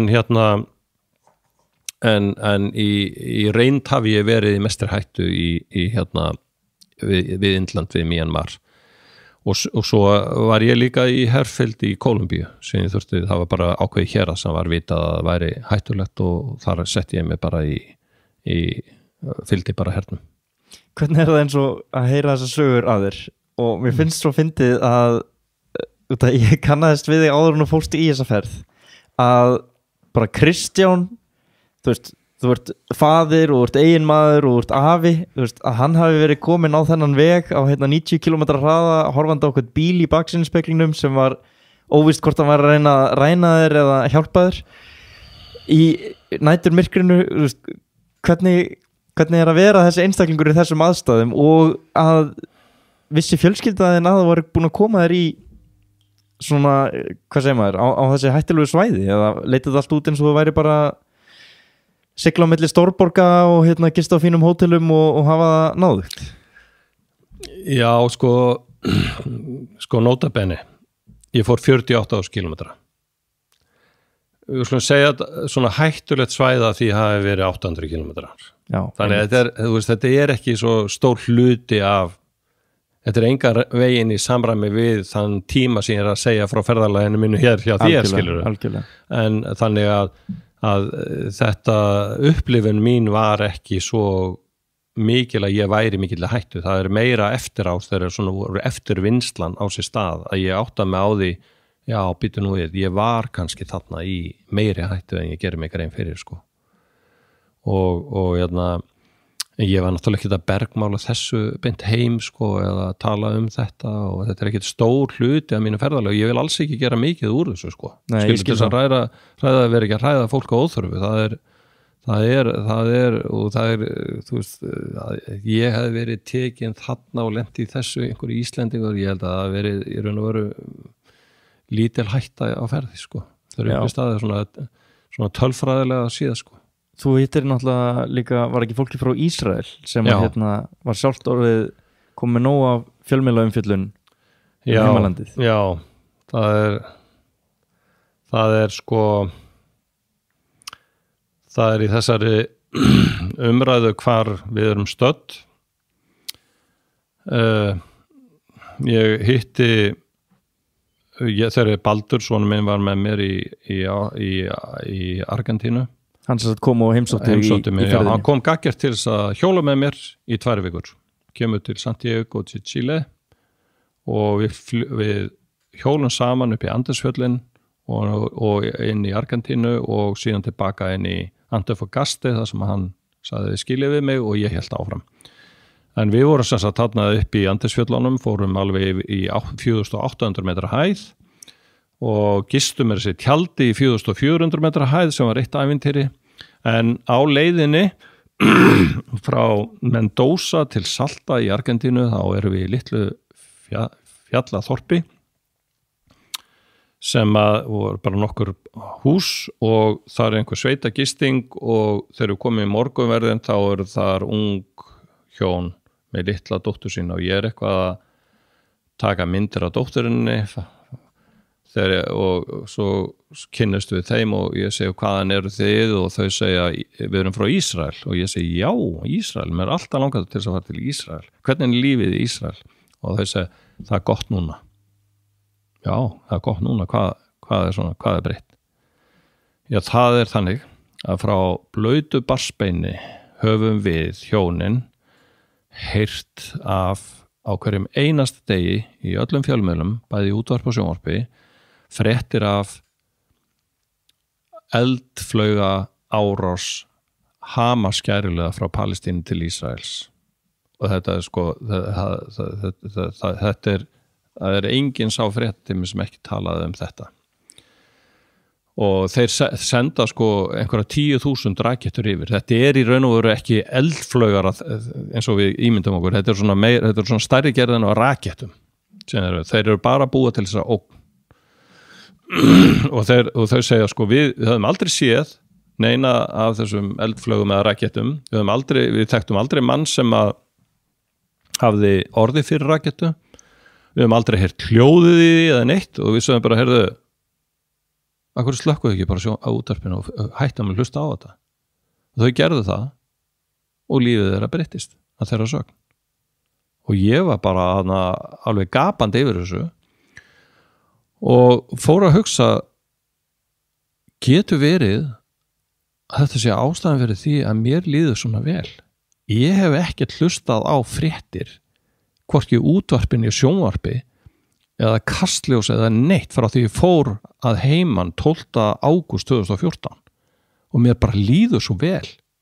Hver einasti dagur bara er bara einhvern veginn rói yfir öllu og ég ákveða þá á þess að tala það að þegar heimirði komið þá myndi ég gera tilraun á mér, prófa það að sitja mig í svona fjölmiðla bindindi raun og veru og lítil breyting vegna sem ég hafði ekki verið að hlusta á þessar fréttir síðastliðna 10 mánuði. En ég, ok, nú ætla ég bara að prófa þetta, hvernig þetta gengur. Og tilraunin hélt áfram og það var eitthvað sem skeiði. Það sem skeiði var það að mér leiði alltaf betur og betur. Og hvaða dagur er núna? Það er nákvæmlega 20. mars 2019. Já. Ég hef aldrei frá 12. ágúst 2014 hef ég aldrei hlustað á fréttir, hvorki í útvarpinu í sjónvarpi eða hlustað á Kastljós eða Kveik eða hvað þetta heitir allt saman. Fréttaskýringa þættir. Og ég er ekkert að sjá þessa tilraun hætta í bráð.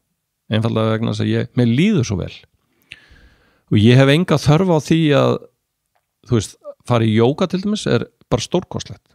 Ég held að þessi bara mjög gott að fara í jóga, tengja sig og fólk sem er í erli dagsins að geta fundið þessa fríðastund og farið og hugleitt og allt þetta og ná slökun, það er stórkostlegt.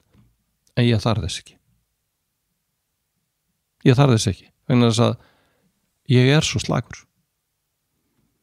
og mér líður svo vel og ég bara fullir það að mér hefur aldrei líðið eins vel eins og núna. Það er svo mikil ró yfir mér. Auðvitað hefur ferðalegi slíkt eitthvað áhrif á þetta allt saman. Það er einhver fullnæging sem ég fæ út úr því og hafa náð þessu markmið og upplifað og orðið fyrir þessar reynslu og unnið úr henni og allt það.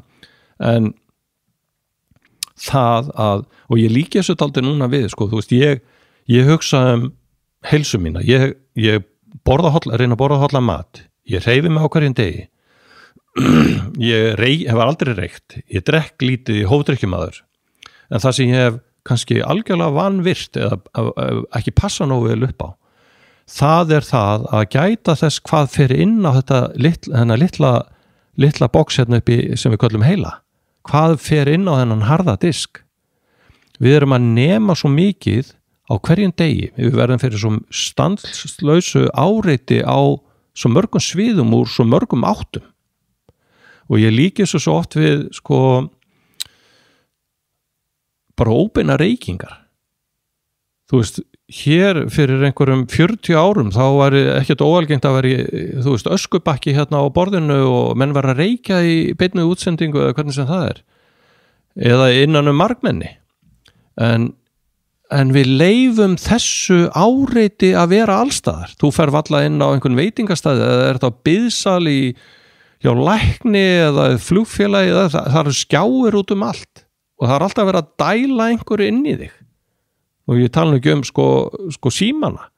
Við erum orðin friðlaus ef við erum ekki með síman í hendinni á 3 mínútna fresti og alltaf að gáa einhverju og eitthvað að poppa upp og láta okkur vita. Þetta eru óbeina reykingar.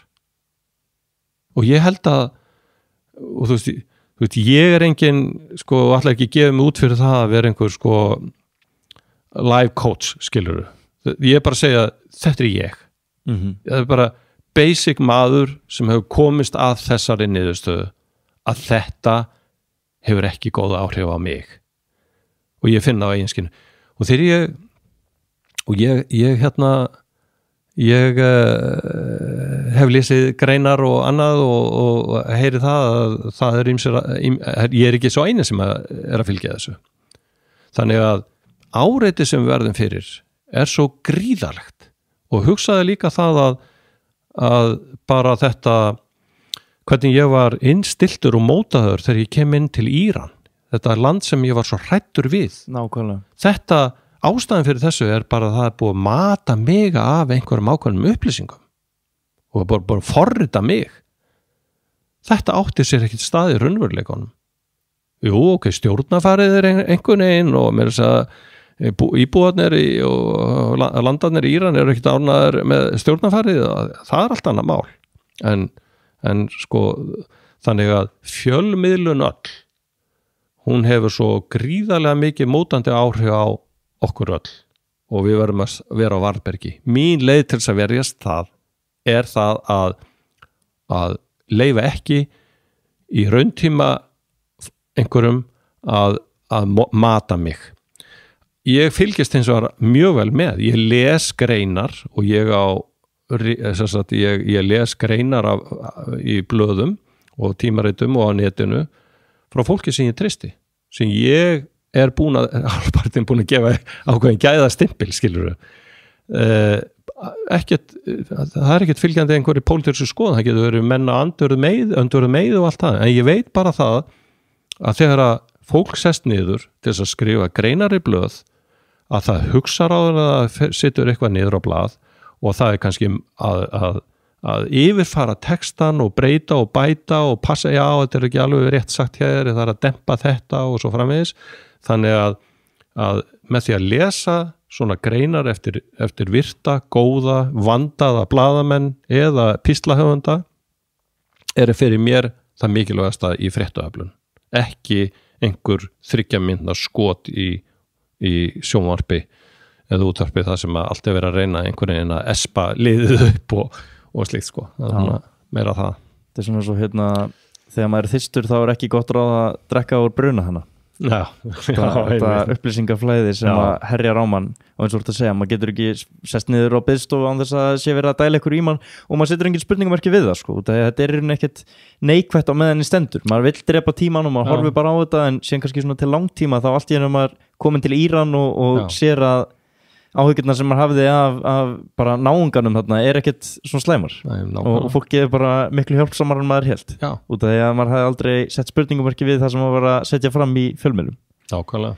Ég upplifði þetta sjálfur núna í síðasta mánuði, þá var ég í Vestur Afríku, Ghana og þá einmitt kannski ekki til þess að líka mínu ferðalagi við þitt en þá var þetta ferðalagsamt og maður fær ofta að upplifa á svona tímum að fara inn í land þar sem að manni líður kannski ekkert allt of vel að því leitum til að öryggistilfinningunni og einhvern veginn svona smá bara öryggi kippt undan manni og ég fann það strax, ég fór út með myndavél og ég þorði ekki svona að taka hann út fyrsta daginn, ég þorði ekki að labba með svona dýran hlut hangandi framan á mér, bara út af að ég var vissum að það myndi eitthvað mæta með hníf og bara krefja mig að fá myndavél og síðan einhvern veginn svona á degi 2 þá þorði ekki ennþá að taka hann út en ég sá eitthvað flott sem ég langaði að mynda þennan á degi 3 þá ákvaði að taka hann með út að ég varða hann á myndum af þessu.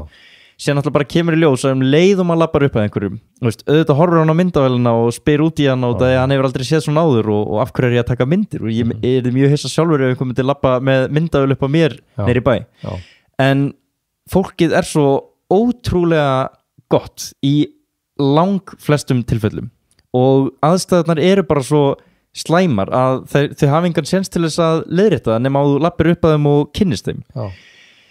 Þín ferð svona að þessu leitinu til þurfturu, út af þú nefnir þessa fordóma sem þú hafði kannski gagvart Íran þegar þú kemur inn, þurfturu að minna þig á þetta atvikið í Íran restina af ferðinni eða voru fordómarnir bara að byrja að renna burt hægt og rólega til lengri tíma sem þú eittir þarna úti? Já, þetta gerist náttúrulega bara hægt og bítandi en í hvers skipti sem að ég varð fyrir einhverju svona upplifun sem þú ert að lýsa þá var ég alltaf að reyna að spyrja mig, þetta einhverju fordómar í mér? Þú veist, á ég að breyta hegðun minni einhvern veginn þannig til þess að brjóta upp? Af því að það gat vel verið að hinn aðilinn var jafn hræddur það ég ætlaði að gera honum eitthvað megin. Nákvæmlega, sko. Og það eru svona nokkur atriði sem að ég þróaði bara með mér á ferðalaginu. Þú veist, ég er á stóru mótuhjóli, þess að mengar sem lá við, þú veist, 20 vespur, sem bara sem dæmi og krafturinn eftir því. Fólk hafði aldrei séð svona verkfæri og svo kem ég þarna og ég er sannlega höfðinu hærri en flestir skilur í Asíu.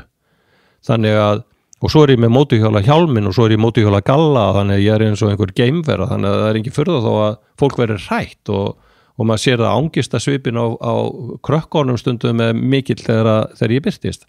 Þannig að fyrsta sem ég gerði þegar ég stoppaði var að rífa mér hjálminn og byrja að brosa.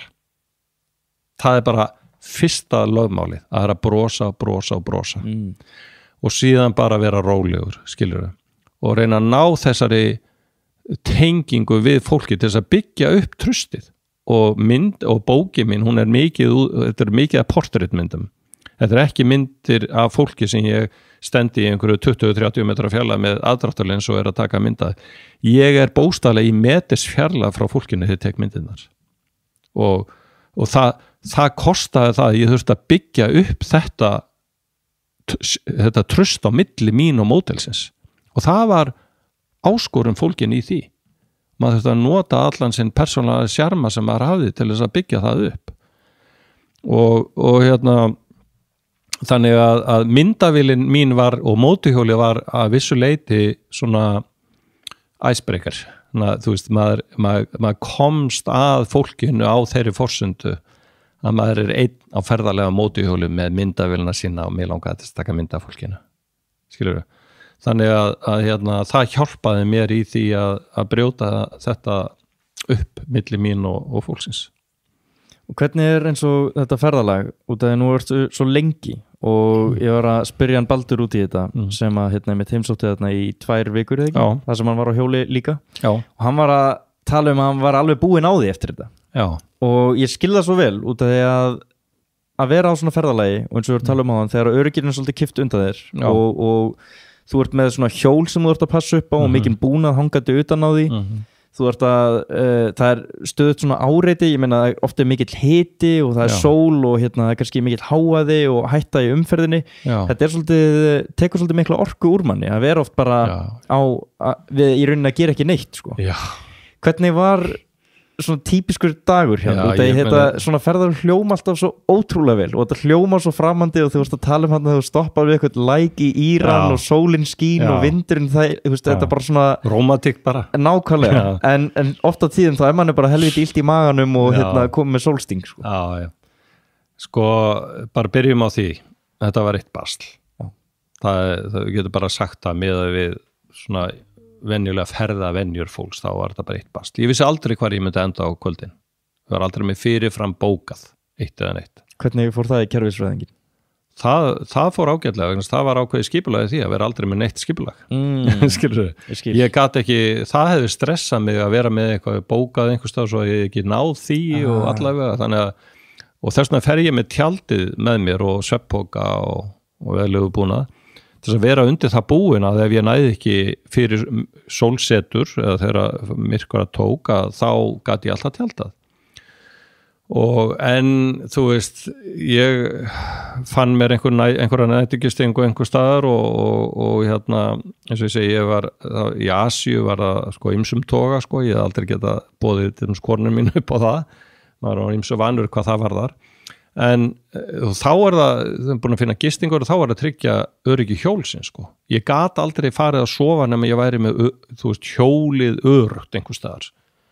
Og þá er að taka það, ég smurði það hverju degi, sko, eða keðjuna á hjólinu, það var bara standard hjá mér að setja upp á miðjustandarann og smyrja það. það að taka allt hafutaskið af hjólinu. Ég vildi ekki, menn náttúrulega gátu, þú veist, bara barið töskurnar opnar og hérna stóðlu upp úr því. Það hefði sett ferð mína í ákveðu uppnám ef ég hefði mist hluta búnaðinu með allan. Þannig ég hafði þessi reglu að taka allt af hjólinu og hérna bera þau upp. Og þá þurfti ég að náttúrulega að flytja allt efni úr myndavélakubbanum inn á tölvuna og inn á flakkara og svo þurfti ég að fara að huga deginum næsta hvaða leið ég færi og náttúrulega næra mig og hafa varanæringu fyrir daginn eftir líka, vatn og slíkt, tryggja þetta allt saman. Og svo þurfti ég að skrifa dagbók, ég gerði það á hverju kvöldi. Ég skrifa á þessum 305 dögum, þá skrifa ég 500 blaðsíður af dagbókafærslum. Og það var í raun og veru minn ferðafélagi. Það var dagbókin mín. Þú veist, ég talaði við dagbókina mína allt, sko. Bara hvernig mér leið og allt það. Þannig að dagbókin verður síðan algjör forsenda fyrir heimildamyndaþáttunum og þessari bók. Ég hefði aldrei geta gert það þeirri dýpt sem að við gerðum það nema út af því að ég hafði eitthvað kjöt á beininu, sko. Ef þú ferðast og svo eftir árátt að fara að segja frá ferðinni, ég meina, jú, þetta var gaman og við fórum þarna, þú veist að það vantar allan essens, það vantar alltaf öll smáatriðin, nema þú hafir þetta skráð. Og þeir sem að ferðast, ég get ekki nógsamlega ítrekað hversu mikilvægt það fyrir fólk að skrifa dagbók. Það þarf ekki að vera neitt flókið en að hafa dagbókina. Og í mínu tilfelli þá kannski skrifaði ég bara eitthvað eitt atriði sem átti sér stað. Það til dæmis eins og eitt kaflinn í bókinni heitir Túristi í Tælandi. Það sem að ég að lýsa hvernig mínir fordómar birtast gagnvart ákveðnum tegundum af túrista í Frakklandi, í Tælandi, sko. Það var bara eitt viðfangsefni í dagbókinni einn daginn, sko. Þannig þú þurftir að vera með mjög mikinn aga þrátt fyrir alla orkuna sem fór bara í það að ferðast. Já, ég þurfti að gera það og setti mig í þá stöðu að gera það. Ég náttúrulega drifin áfram áhuga, gleymum því ekki, sko. Þú veist, ég hef svo mikinn áhuga þannig að allt þetta basl sem ég kalla, það verður bara verkefni þess að leysa og ég er ekkert að sjá í það en svona ég gefa kannski þá mynd að þetta var ekki svona voðalega rómantíski dagar margir hverjir, sko. Þú veist að þú líka farið gegnum rosalegan hita og á tímabili fannst mér eins og mótuhjólagallina á mér væri að bráðna á skinnun á mér og svo kemur mikill raki líka þannig að ég mátti ekki opna glerið á mótuhjólahjálmum mínum öðru sem að það var bara orðið ein móða, sko. Þannig að ákveðnu tímapunkti þá ákvaði ég það í samráði við lækninn minn sem líka mikill mótuhjólamaður að ég skildi fara úr mótuhjólabúningum mínum. Og ég keypti mér bara brynju og var í gallabuxum og með hnjáhlífar en ég bara gat ekki lengur verið í gallanum. Þú veist, það var bara komið 43 stiga hiti og ég gat ekki hugsa rökrétt, sko. Hvar fannstu styrk í því að halda áfram? Heldur að þú hefur verið drifin áfram af áhuga eingöngu? Út af því þú framlengir alltaf ferðin? Já, sko eins og ég segi þá erum við að fara að líða vel. Getur aðeins lýst í betur hvað þú meinar með að líða vel? Já, ég meina að basli já, ég held að segja, sko, mér líður vel í þessum framandi heimi og þú sér það til dæmis bara þú veist, dæmum það hvernig mér er að fara að líða vel. Í Asíu var ég löngu hættur að læsa hjólunum mínu. Ég var löngu hættur að dröslast með allt inn með mér þegar ég fór að þurfti að fara á salirni eða fá mér að borða og slikt. Ég þetta bara allt vera á hjólunum. Ég meira að segja hættur að taka lykilinn og svissunum á hjólunum í Asíu. Það er ekki fyrir ég kem til Ástralíu en vestræna heim að ég fann að læsa öllu. Býtu, hvernig hljómar það í samræmi við hugmyndir okkar Asíu og múslima og allt það, þetta svo kallaða vonda fólk? Mér leið hvergi betur. Mér leið bara hvergi betur en með þessu fólki. Fordómar, skilurðu? Þetta eitt af því. Síðan það líka annað sem að ég get, að því við erum bara tveir að tala saman. Heldur betur. Ég get sagt þér að það eitt annað sem að sérst hafði mikil áhrif á mig. Það var það, og eitt af þessu sem ég myndi segja að hafa komið mér óvart í þessu ferðalagi. Það var það að ég get ekki sagt að ég sé búin svona gegn tíðina við neitt sérstaklega trúaða maður. Þú veist, ég fer í kirkju við svona hátíðlegar athafnir, giftingu og jarðarfarir og slíkt, en kann mína barnatrú, bæn og slíkt sko, en allt í einu var ég farin að sækja bænina. Það var kannski átti erfiða dagsleið eftir framundan, yfir erfiðan fjallagarð eins og ég var að lýsa áðan, þar sem að bílar voru fastir og allt þetta, og ég á hjólinu og mátti ekki stoppa eða þetta, þá var bara voðum ís. Hvers getur sem ég misti hjólið á hliðina og tók það með 20 mínútur að reisa mig við, að ég þurfti að afferma allt hjólið og taka töskur af og reisa hjólið og setja svo allt annað á. Þannig að það voru bara á mörgum tímum, morgnum, sem að ég bara finn fyrir ónota tilfinningu sem segir eitthvað, heyrðu Kristján, taktu við frí í dag. Þetta eitthvað fyrirboðið þess að þú átt að taka frí í dag. Ef ég hefði gert það, tekið mig frí í öll þau skipti, þá hefði ég verið 3 ára á leiðinni, skilur.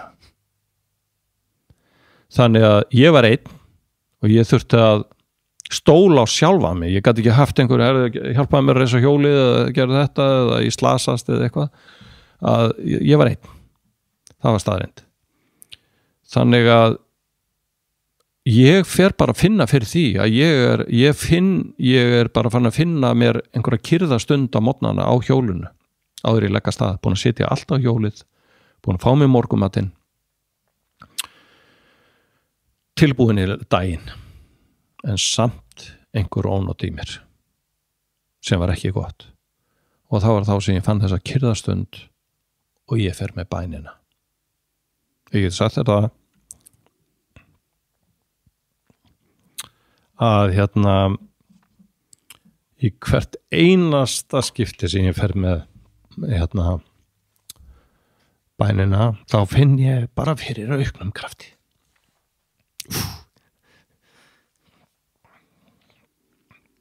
Og það er bara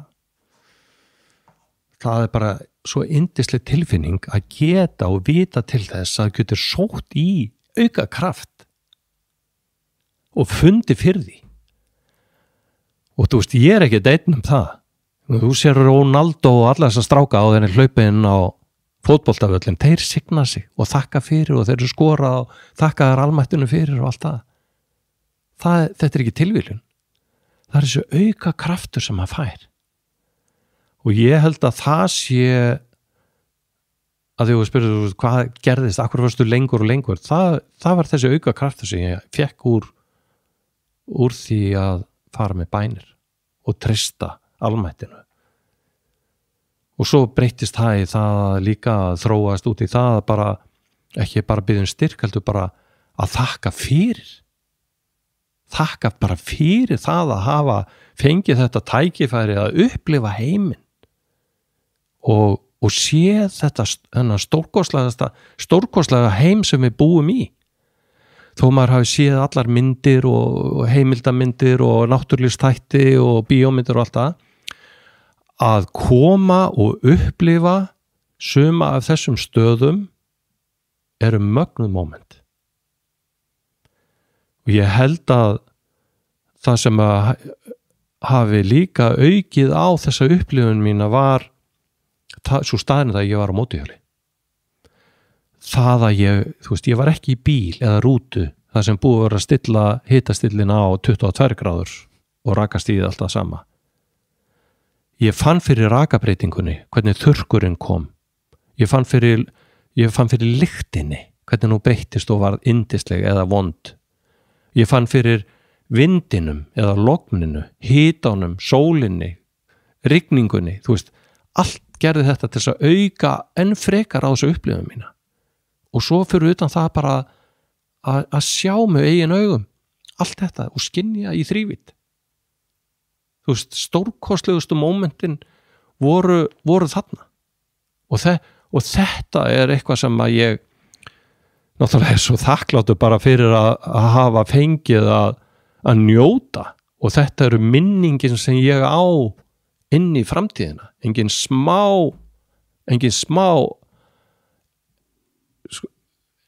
minningar og þannig að ég held að sko fyrir alla sem að vilja undirbúa sig fyrir hvaða framtíð sem hvort sem það eru unglinga árin eða fullorðsárin eða þegar maður eldist og elli árin að þá er það besta sem maður á, það eru góða minningar. Já, þú talar svolítið fyrir því að þessi bók, lífsbókin, að reyna að bæta fleiri myndum og skemmtilegu minningum inn í hana. Já.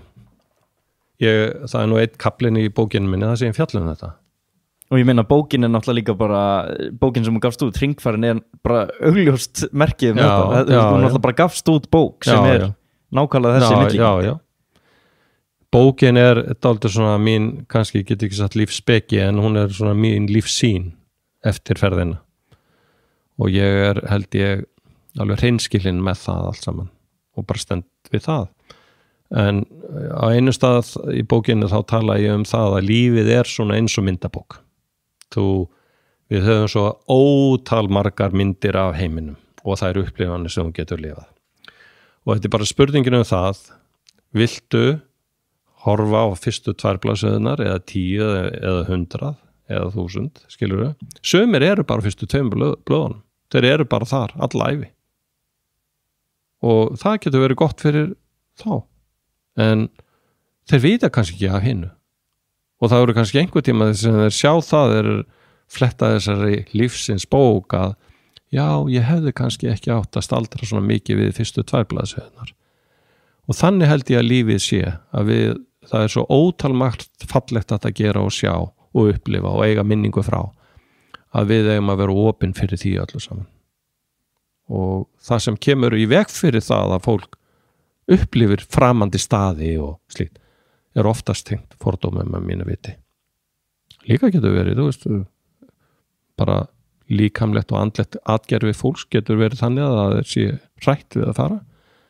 Annan Antoni sem ég mætti og hitti á leiðinni í Myanmar og í Dubai sem fór með mér yfir Myanmar, þau voru 3 árum eldri en ég.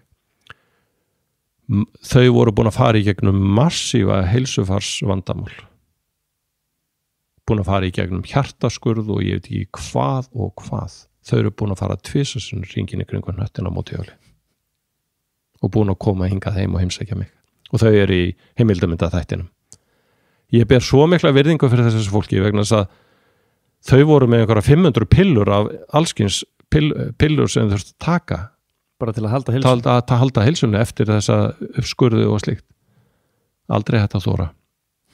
Já, heldur betur við. Skilur. Út af að segja þetta, aldrei hægt að þóra.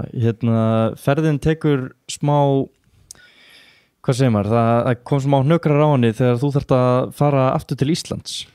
Já. Það er Baldur kveður mig og ég er að leggja stað daginn eftir þegar ég fær símhringingu frá Ásdísi konunum minni um það að pabbi hafði dottið og lagi fyrir dauðanum. Og ég ákvað bara þá að fara heim, fljúga heim og reyna að ná honum áður en að hann myndi kveðja þennan heim. Og þetta er nú sýnt frá þessu í heimildarmyndaþættinum og þetta var náttúrulega mjög erfitt tímabil. Ég fekk bara að geyma mótuhjólið hjá fólkinu sem ég bjó hjá, yndislega hjón. Þeir settu bara hjólið inn í stofu hjá sér geymdu það þar á meðan. En ég fór til Íslands og kvaddi pappa og fór út aftur bara, þetta ferðalag tók mig bara viku og ég fór út aftur bara til þess að klára. Ég vissi það að ég yrði að klára þetta. Ég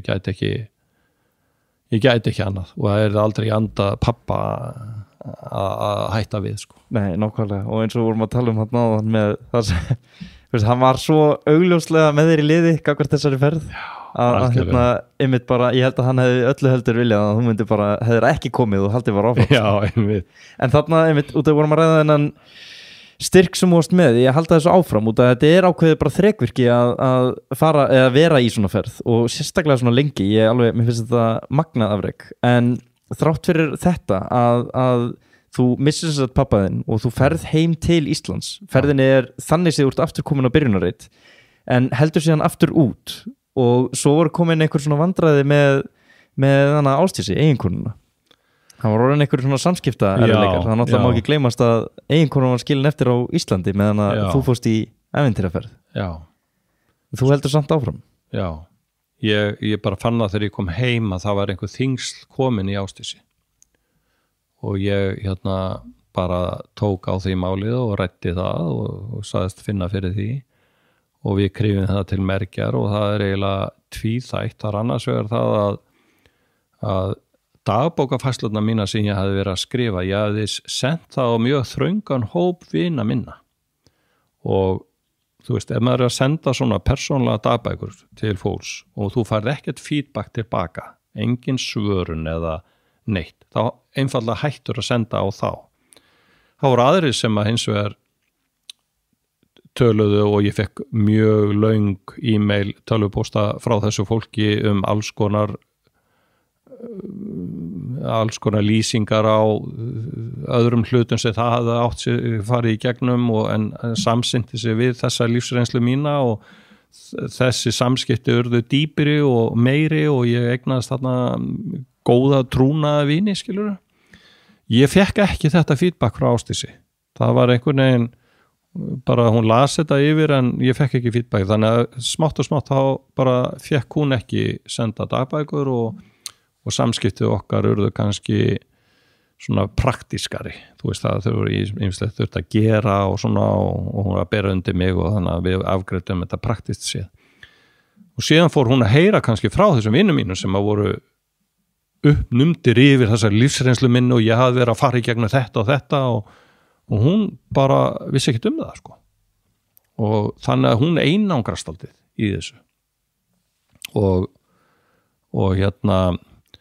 það er númer 1 og svo númer 2 þá var það að það var svona komin kjaftagangur, skulum bara orða það eins og það er það, þú veist, hvað meinar hann Kristján, hvaða sjálfselsku dæmið er þetta hjá honum að vera svona í burtu frá fjölskyldinu og konunni og bara hann ætlaði að vera einhverja 3 eða 4 mánuði og hann er 7 núna og 8 eða 9 eða 10 alltaf, þú veist, þetta var allt þetta þannig að hún var fann að finna þá og hún sé mjög hörð af sér og hún var töffari í sér í raun og veru þá einhvern veginn hafði þetta allt áhrif og þegar við vorum eiginlega búin að þú veist, taka þetta allt upp á yfirborðið og átt okkur á þessu þá bara, ég kláraði þetta bara og hún algjörlega á því að ég kláraði ferðina og ég kvaddi hann aftur og fór út sko, skilur við bara þess að klára og auðvitað reyndi þetta á okkar hjónaband sko, þú veist, þetta gerði að þessu leiti, ég var þetta langt í burtu og lengi og allt það og hún þurfti að gera og græja ýmsa hluti og það pappi dó og annað og sinna honum og systir mín líka, hún náttúrulega stóðu sig alveg eins og klettar sko en þetta held ég bara styrt hjónabandið, þau eru uppi staðið. Fannst eitthvað styrk í því að láta þess að þú talar um að fá þetta feedback tilbaka og að láta vita þér og gefa smá bara hluta af þér og ferðaræðinu til vina og ættingja á meðan því stóð var líka eitthvað drif og styrkur í því að láta vita af sér og segja sögur að Nei, sko ég fer í þetta ferðalag kannski á dálítið öðrum forsendum heldur flestir aðrir sem voru að fara svona ferðalag þú veist, það er svo margir sem að eru að nota sko samfélagsmiðlana til þess að segja frá og bara gott og vel og allt það og sumir þurfa að gera það vegna þess að þeir voru með fjármögnunar aðila eða sponsora og þeir þurftu að láta vita af því og auglýsa eitthvað í leiðinni og svona sko. Ég tók þá afstöðu að því ég enn og fjárhagslega sjálfstæður að ég ætlaði að fjármagna þess að ferð sjálfur. Ég ætlaði ekki að vera háður einhverjum manni eða fyrirtæki og enda vissi ég ekkit hvort ég myndi klára þetta ferðalag. Ég kæmi kannski bara heim með skottið á milli lappana eftir 3 mánuði eða 3 vikur sko. Þannig ég vildi losa mig við alla þessa pressu, vera ekki einhvern veginn háður þessu. Þannig að þetta var mér mjög persónlegt ferðalag og ég afþakkaði viðtöl við blöð og sjónvarpsstöðvar og allt áður en ég fór sem voru búin að frétta þessari ferðminni. Þannig að eina sem ég gerði, ég bjó til stiklur, vídeóstiklur og það er ástæðan fyrir því að ég tek svona mikið magn upp af vídeói. Vegna þess að ég að búa til stiklur, svona 3 mínútna stiklur sem ég að setja inn á heimasíðuna mína sliding through og það var það eina sem ég leiði ekki einu svona komment þar. Þannig ef einhver hafði þörf fyrir að tala við mig þá var hann bara að senda mér e-mail. Þannig að þetta var það sem einu og ég framleiði 80 stiklur á leiðinni. Það er meðaltali 4 hver dag kemur ný stikla frá mér að meðaltali og hérna ég er mjög ánægð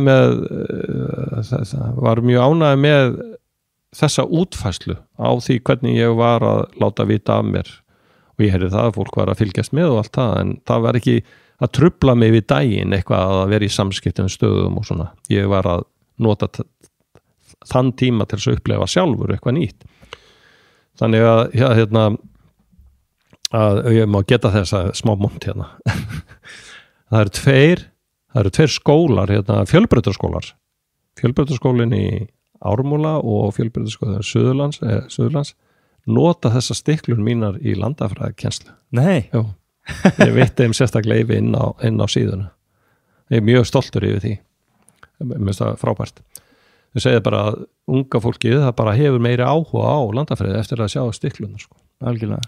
Nú já, þetta var nú útudur og svo er ég búin að gleyma hvað ég ætlaði að segja Nei, ég var að tala vídeóin sem þú varst að búa til og sína frá hvort að bara svona út af það flækiferli svo ofbóðslega mikið, þetta er svo mikil ég veit alveg hversu mikil vinna það er að vera með öll þessi kort og þurfa að bakka þau upp og þú þarf rafmagn og það þarf að vera með batteri og þetta bara flækir það það væri bara þægilegast að henda sér í sjóin og halda áfram bara að upplifa þetta sjálfur en það er svona vissir aðalega sem hafa þá þörf fyrir að taka þetta upp og sína og þú augljóslega finnur mikla ánægju í því. Já, þú veist, ég hafði mikla ánægju og hef mikla ánægju af því að ferðast á mótorhjóli og vera að taka myndir og vídeo vegna þess að þú skynjar umhverju öðruvísi.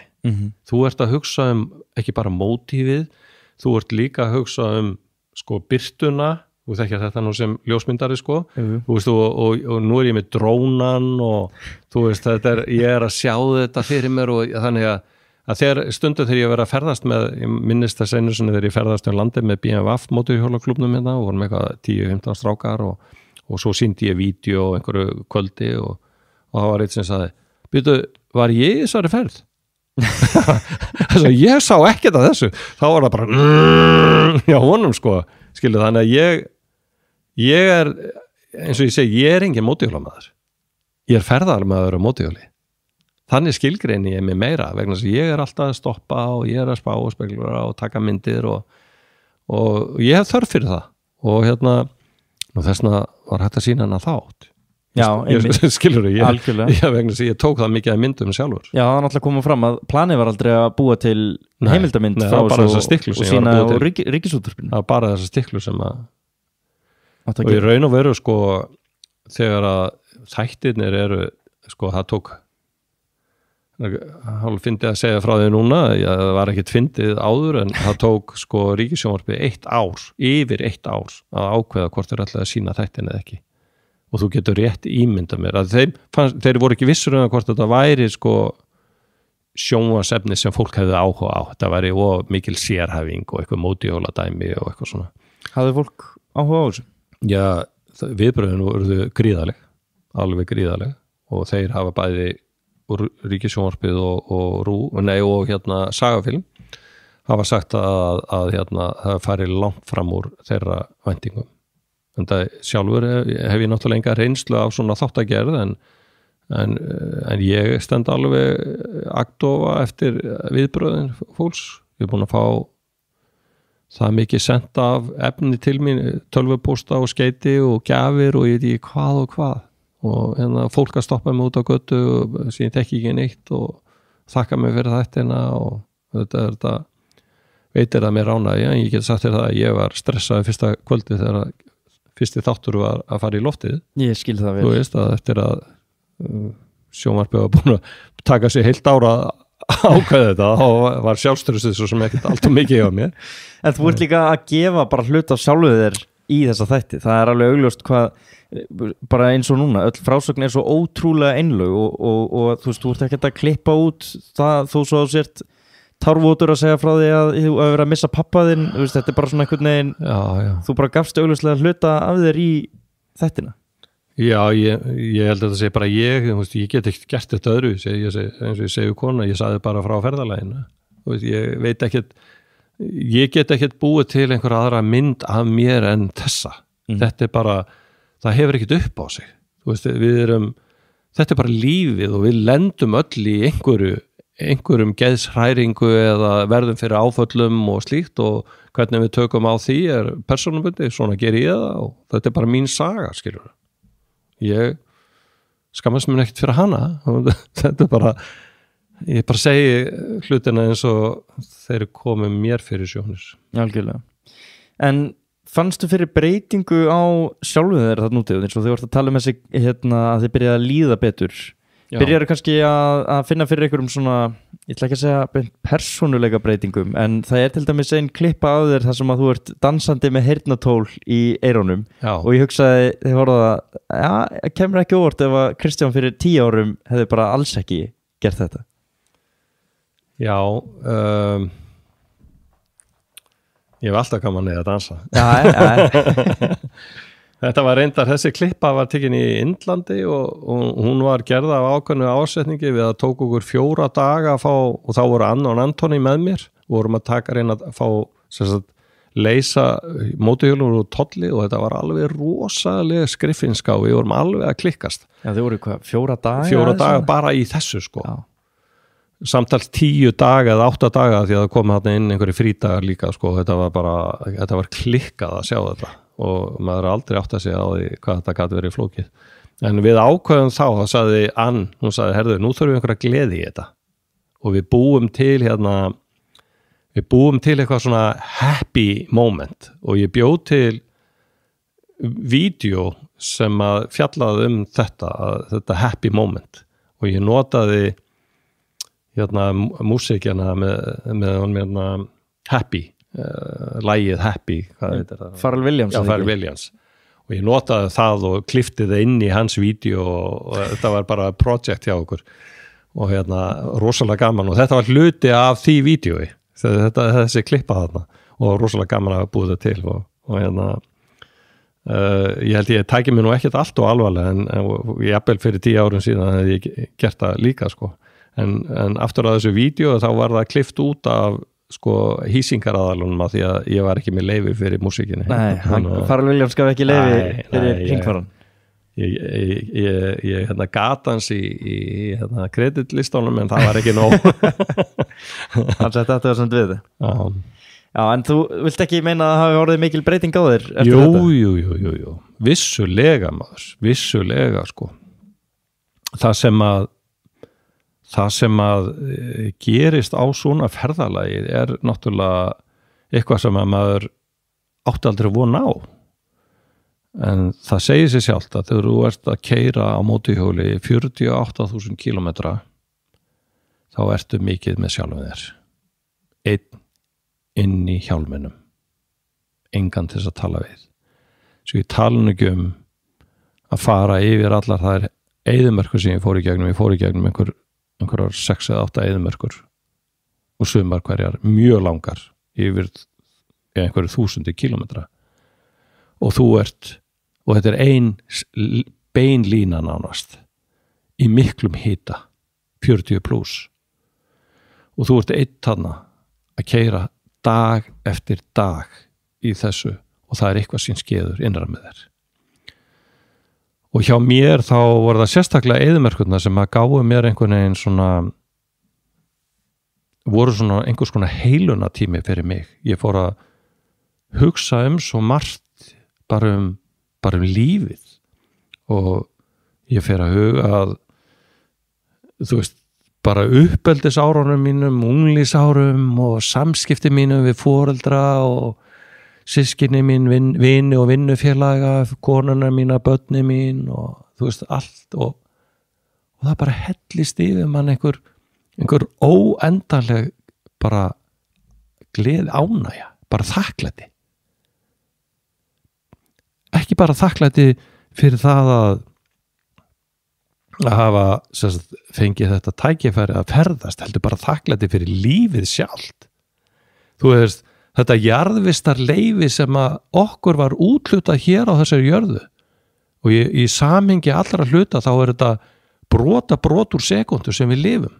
Þó ég sé búin að búa hér og þessari jörði 62 árum, að þá þetta bara eitt smellur, og það var ég sem fekk þetta tækifæri, og þetta tækifæri ég að reyna að nýta og þakka fyrir. Og það þar sem að maður kemur, og auðvitað sjálfsagt þetta líka tengt eitthvað aldurstengt. Þú veist, ég komin á þennan aldur og ég á mína fjölskyldu, ég á krakka, ég á barnabörn og konu, og það kannski eitthvað slíkt sem blandast inn í þetta mikla þakklæti sem ég verð fyrir, og ég verð svona auðmjúkur, og ekki bara auðmjúkur, ég verð bara mjúkur maður, og ég breyttur maður, ég finn það, og finna það, fólk finnur það í kringum mig líka. Mér þess að konan, hún kvartar yfir því í myndinni telur, þú veist, það vantar harða mannana alltaf á sömu stundum að ég sé orðin og mjúkur. En þannig ég orðin, og mér líður vel, og mér líður yndislega, skilurðu? Og að því leiti þetta einhver losun sem á sér stað, og meðan maður í því ástandi þá vil maður litlu breyta, skilurðu?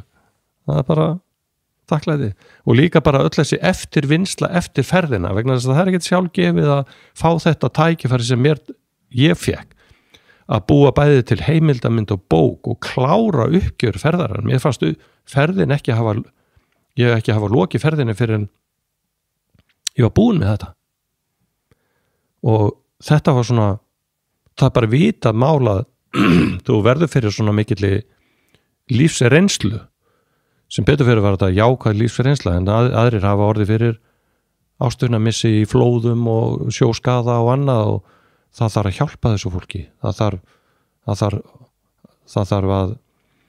þarf einhvers konar teymi til þess að hjálpa fólk að lendir í slíkum slysum. Ég með mína reynslu hefði alveg sturt einhverja sálfræði aðstoða alltaf, skilur, að vinna úr þessari miklu reynslu sem ég fór í gegnum, þó hún hafi öll verið, eða minnst okkur að mestu hluta öll jákvæð. En þá má segja að þessi vinna mín við heimildamyndina og bókina hafi verið þessi sálgæðslu meðferð sem ég fekk eftir ferðina mína. Og það ekkert sjálfgefið. Þannig að það einu sinni svo að, þú veist, fólk ekkert endilega að segja, herðu Kristján, ég vil endilega komir í heimsókninni kvöld til mín og þú segir mér alla söguna, við tökum hérna 2-3 tíma í þetta, þú veist, það ekki tannig sem þetta skeður, menn svona meira, já, þetta náttúrulega stórkostlega lífsreynsla sem hún fórst í, og svo það meira minna afgreitt, skilur. Var ekki gaman úti? Já, var ekki gaman í fríinu, eða eitthvað svona, skilur.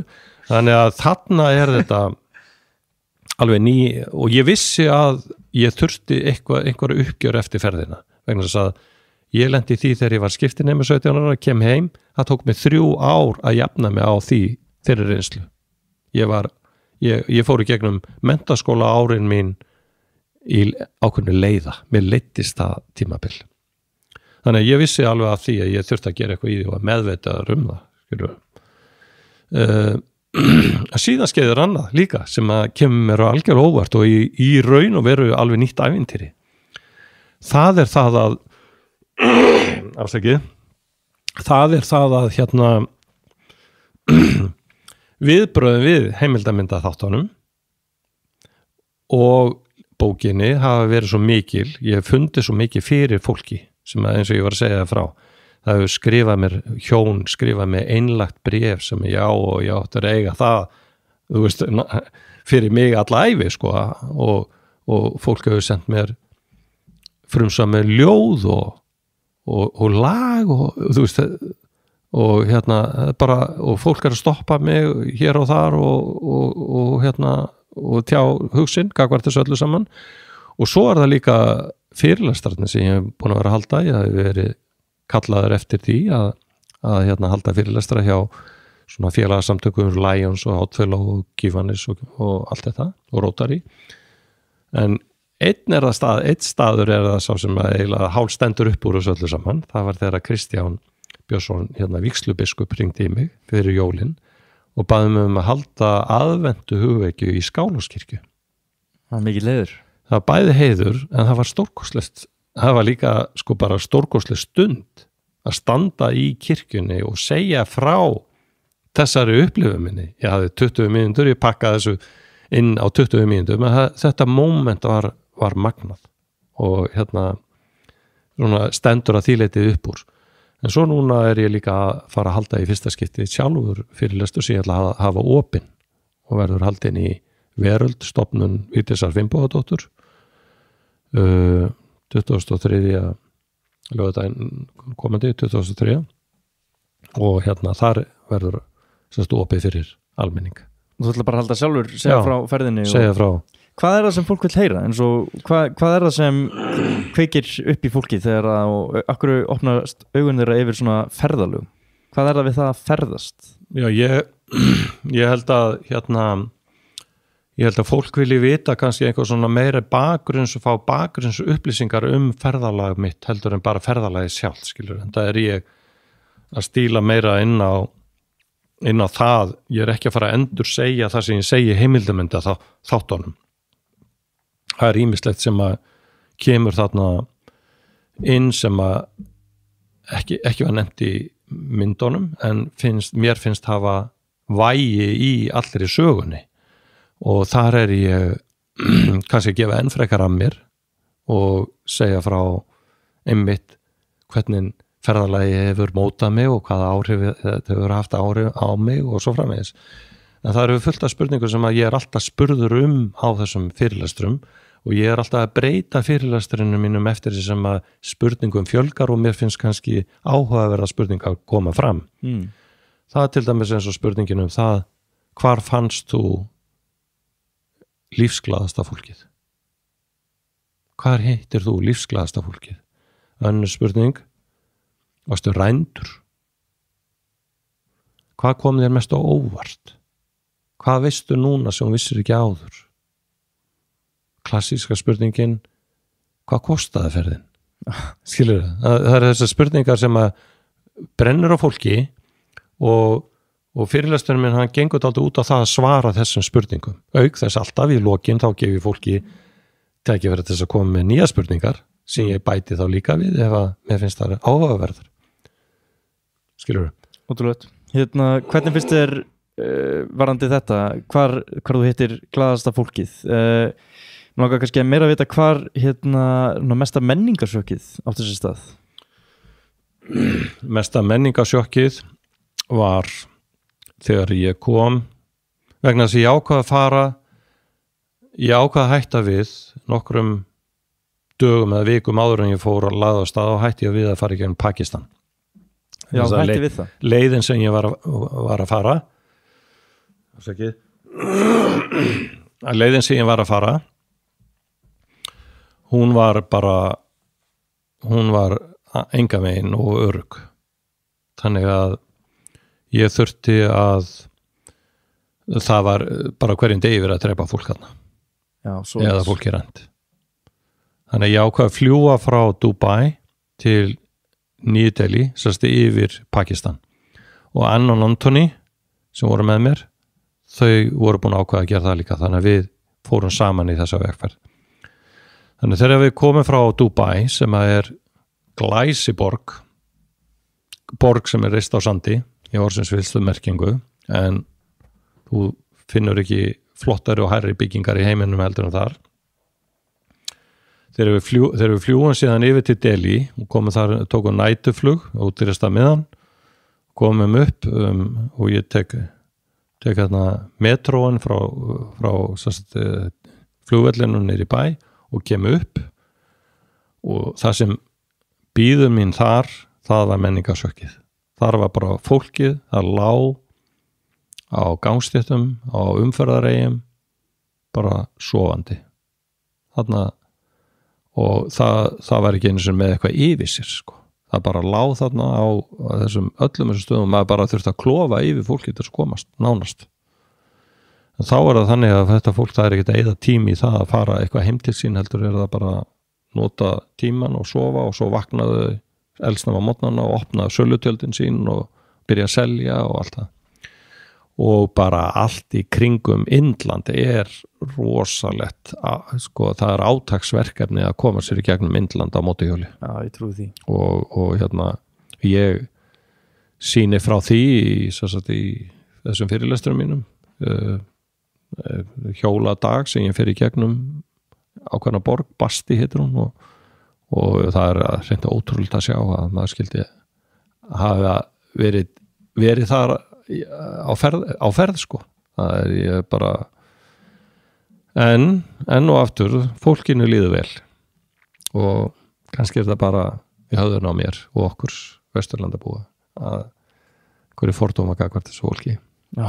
En svo eru það að öðru líka sem komir óvart og skemmtilegt að frá að segja, að í Indónesíu kynntist ég strák sem að hjálpaði mér að gera og græja mótorhjóli til flutnings til Ástralíu, að hann var að fara til Evrópu, til hérna Hollands, og móður hans svaf ekki af áhyggjum yfir þessu, að hann væri að fara til Evrópu.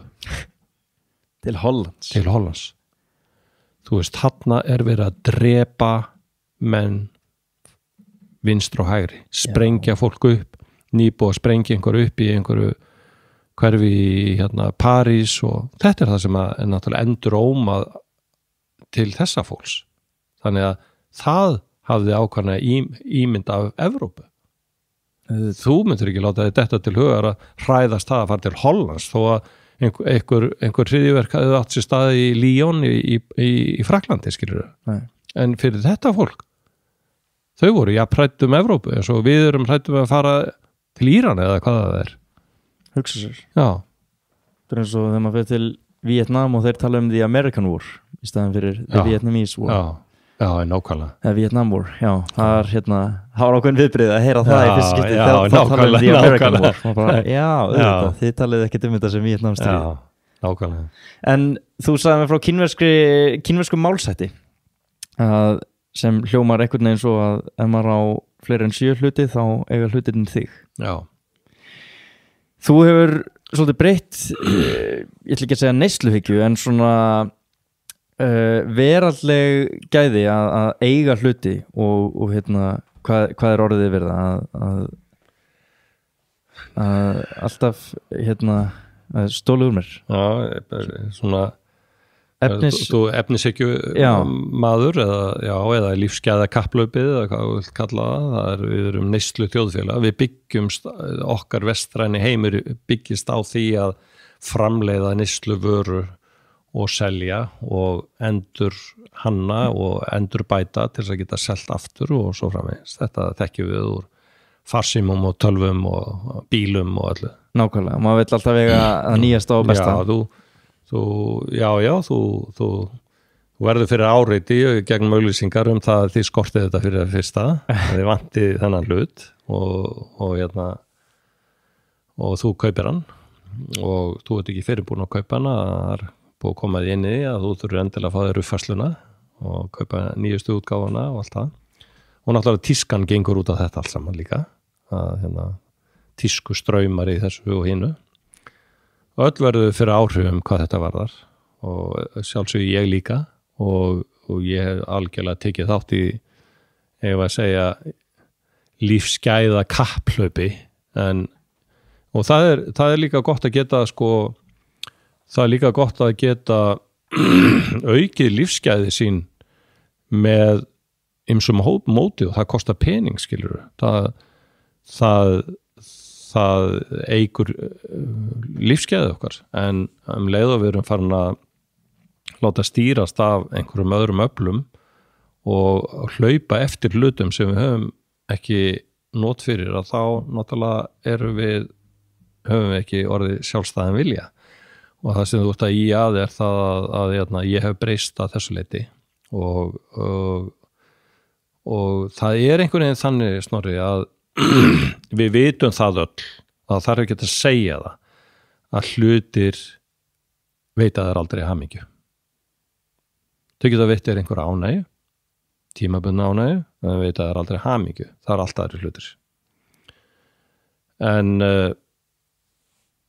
það að eldast við þessar hluti og halda að maður sé að handla einhverja hamingju það er misskilningur og ég kannski meðvitaður það núna heldur í nokkuð tíma var einfallega vegna þess að mér langar ekki hlutina það er ekki bara það að ég viti það heldur hefur ferðalagið mitt breytt mér að því leyti að það er ekki löngun til staðar að það getur verið allir vita að hlutir veit ekki hamingju en þeir eru samt sem áður bara inn í þessari hringið og að því leyti ég breyttur og hef bara löngunin fyrir að eignast þá hluti sem að ég hafði áður ástríðu fyrir ekki lengur til staðar ekki svolítið ótrúlegt að geta farið í eina svona ferð og komið heim bara með skilning á þessu öllu saman? Já, það er ekki einu svona skilningur en það er bara löngunin hvarf það bara þannig breyttist ég og þetta er ekkert eitthvað eins og ég hafi einhvern veginn, ég var að taka á þessu það er ekki þannig, ég er bara breyttur og þarf ekki hluti ég er meira í því að einfalda líf mitt heldur en að flækja og þetta kínverska máltæki er svo satt að því fleiri hluti sem þú átt því flóknar verður lífið þitt og ég bara minnist þess núna að ég og konan Ásdís við fórum síðasta árið 2018 og fórum við í Bandaríkin á hjóli frá Washington til San Francisco og það var nánast regla að í hvers getur sem komið inn í borg eða þorp á leiðinni þá eru alls þar geymslur fyrir fólk til þess að geyma hluti þetta var alls þar, þetta var svo áberandi og við erum með þetta líka hérna geymslur af því að við höfum ekki einu svona rými fyrir þetta lengur við þurfum að kaupa okkur húsnæði út í bæ til þess að koma öllu þessu dótið okkar fyrir tíma ekki að henda því þannig að við náttúrulega erum neyslu þjóðfélag ekki bara við heldur öll þessi vestræna veröld og þú veist, er engin undantekning með það ég hafði ástríður fyrir bílum og safnaði með bílum og átti fína bíla og slíkt og það þú veist, það er ekki nóg með það að maður safni sig fyrir því að kaupa þessa fínu bíla heldur ertu að eyða tímanum sem þú ert að vinna fyrir því að eignast pening til að geta keypt þessa bíla það er bara dýrmætur tími það er tími sem annars á að fara í það að búa þig til einhverja blaðsíðu í lífsbókinni þinni búa til minningu, búa til gleði einhverja en ekki að setja þig dauðan hlut eins og bíl sem er án efa ein vittlausasta fjárfesting sem til Enda losaðir þig við þá þegar þú mættir heim?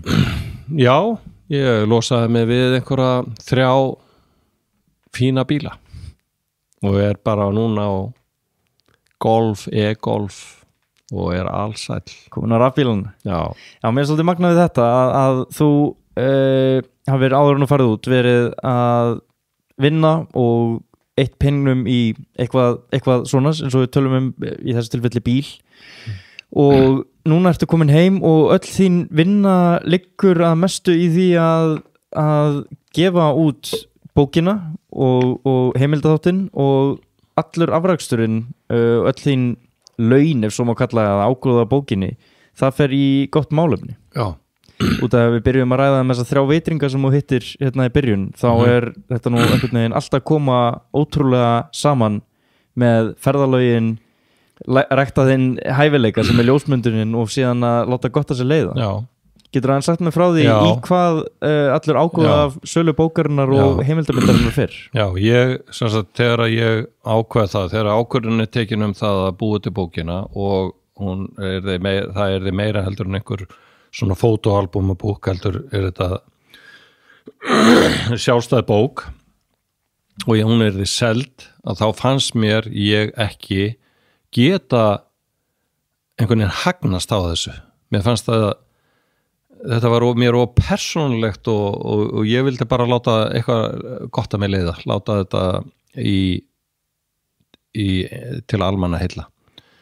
Og við pældum dálítið í því hvað við ættum að styðja og niðurstaðan var svo að stofna góðgerðarsjóð sem heitir Hringfarinn Styrktarsjóður og allur ágóði af sölu bókarinnar og líka heimildamyndarinnar sem að náttúrulega RÚV keypti og vonandi á einhver annar eftir að kaupa, hugsanlega, að allur ágóðin af þessu starfi fer inn í þennan sjóð og við ætlum að útluta til forvarnarverkefna vegna eiturlegar neyslu íslenskra ungmenna. Og það birtist viðtal við mig í Morgunblaðinu fyrir jólin þar sem ég útskýrði þetta. Og það var ung stúlka sem hafði samband við mig og sagði, við erum hérna 3, við erum að vinna svona forvarnarverkefni, fræðslu þáttum og hefur áhuga að koma og kynna þér málið og ég sagði, við erum bara svo nýbyrjað á þessu og við sjáum fyrir okkur að kannski einhvern veginn í haust þegar sjóðurinn orðin stöndugri að útluta. En ég sagði, við erum alveg tilbúin til að koma til ykkar og við fórum til þessara 3 einstaklinga og allt fyrirverandi fíklar og þau hafa bara ástríðu fyrir því núna að vara aðra við og láta gott að sér leiða og þau voru fulla eldmóð og höfðu svo djúpa þekkinga á þessu öllu saman og við hefum gjörsamlega heilluðumst að þessu fólki, að þessu krökkum og við sagðum bara, hvað þurfum við mikinn pening og þau voru búin að fá einhvern 100 áskall þarna og 300.000 krónur þarna og ég sagði, þið bara endurgreiðið þetta og við ætlum bara að fjármagna ykkur frá A til Ö. Og við erum að setja núna 5 milljónir í þetta verkefni þeirra og vonandi fer þetta til sýnis í ríkissjónvarpinu eða einhvers staðar til varnar sem forvörn. Og þetta passaði einhvern veginn svo vel inn í hugmyndafræðið okkar grasrót, fólk sem hefur mikla þekkingu á þessu. Og þetta hefur verið alveg ótrúlega gefandi fyrir okkur. Og það er í raun og veru nýtt ævintýri finnst okkur að hefjast núna með samstarfið þessa krakka. Þau hafa gefið okkur svo mikið, upplýst okkur bara alvarleika þessa máls sem að við vissum ekkert sko. Og þau sögðu við okkur, svona brostu út í annað og sögðu, vitið þið það, með fullri virðingu fyrir ykkur, en þið hafið enga þekkinga á því sem að gerast hér á landi. Þið haldið þetta sé snúist hass og kókain og marihuana og eitthvað svona. Þetta gerir það ekki lengur. Þetta eru pillur í dag. Og þau taka upp síman og segja, hérna er eitt app sem er til, þar sem ég get sýnt ykkur það sem ég geti keypt þessar pillur, ýmsar pillur og við hverja línu er íslenskt símanúmer og þau skrolla og þau skrolla og þau skrolla og skrolla og skrolla og skrolla og skrolla, þú veist, það var bara nánast endalaust allt íslensk númer og svo smetlaði hérna og segi, svo ef þú vilt sjá við vita hvar bíllinn er stattur, hann er hérna á Sæbrautinni þú getur bara pantaði hérna, fengið á eftir og þetta er ekki einu svona, þú veist, einhverju dópistar að selja. Þetta getur bara verið eitthvað fólk bara retta sumafríinu. Bara í staðis að selja eitthvað töppelver þá er þið bara komin út í þetta. Þetta var alveg ótrúlegt fyrir okkur að sjá þetta. Og sýnir okkur alvarleikan. og það bara einhverjir fýrar að búa til einhverja pillur og þjappa einhverstaðar hérna í bænum og búa þetta til. Það eru ekki einu svona flytja þetta inn, bara efnin í þetta.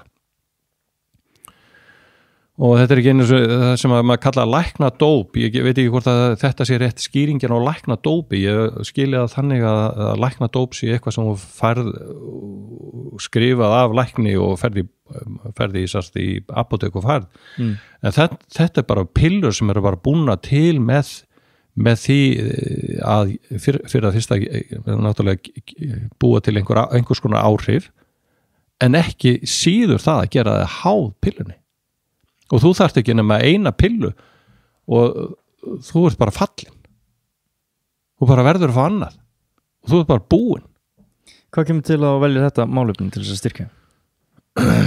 Það er eiginlega tvennslags, bæði ég á 2 mjög góða vini, annar er skiptinema-bróðir minn út í Bandaríkjunum sem þú varst hjá sem ég var bjó hjá á sínu tíma, mjög góður vinur minn, og ég var svaramaður í hans brúðkaupi og hann var svaramaður í mínu brúðkaupi og þú veist, við erum bara eins og bræður sko. Og hann er læknir og hann var giftur lækni og ameríski draumurinn allur þar með góða fjölskyldu og eignir og allt það. Á 4 árum þá misti hann allt saman. Hann misti fjölskylduna sinna, konuna, læknarleyfið og allt saman og endaði í fangelsi. Hann féll í kókaín. Hann er búin að vera góður núna í 18 mánuði, en hann misti allt saman. Hann er ekki komið með læknarleyfið. Og ég ætlaði mér að fá hann til að vera hérna viðstaddan við stofnun þessa sjóðs í nóvember.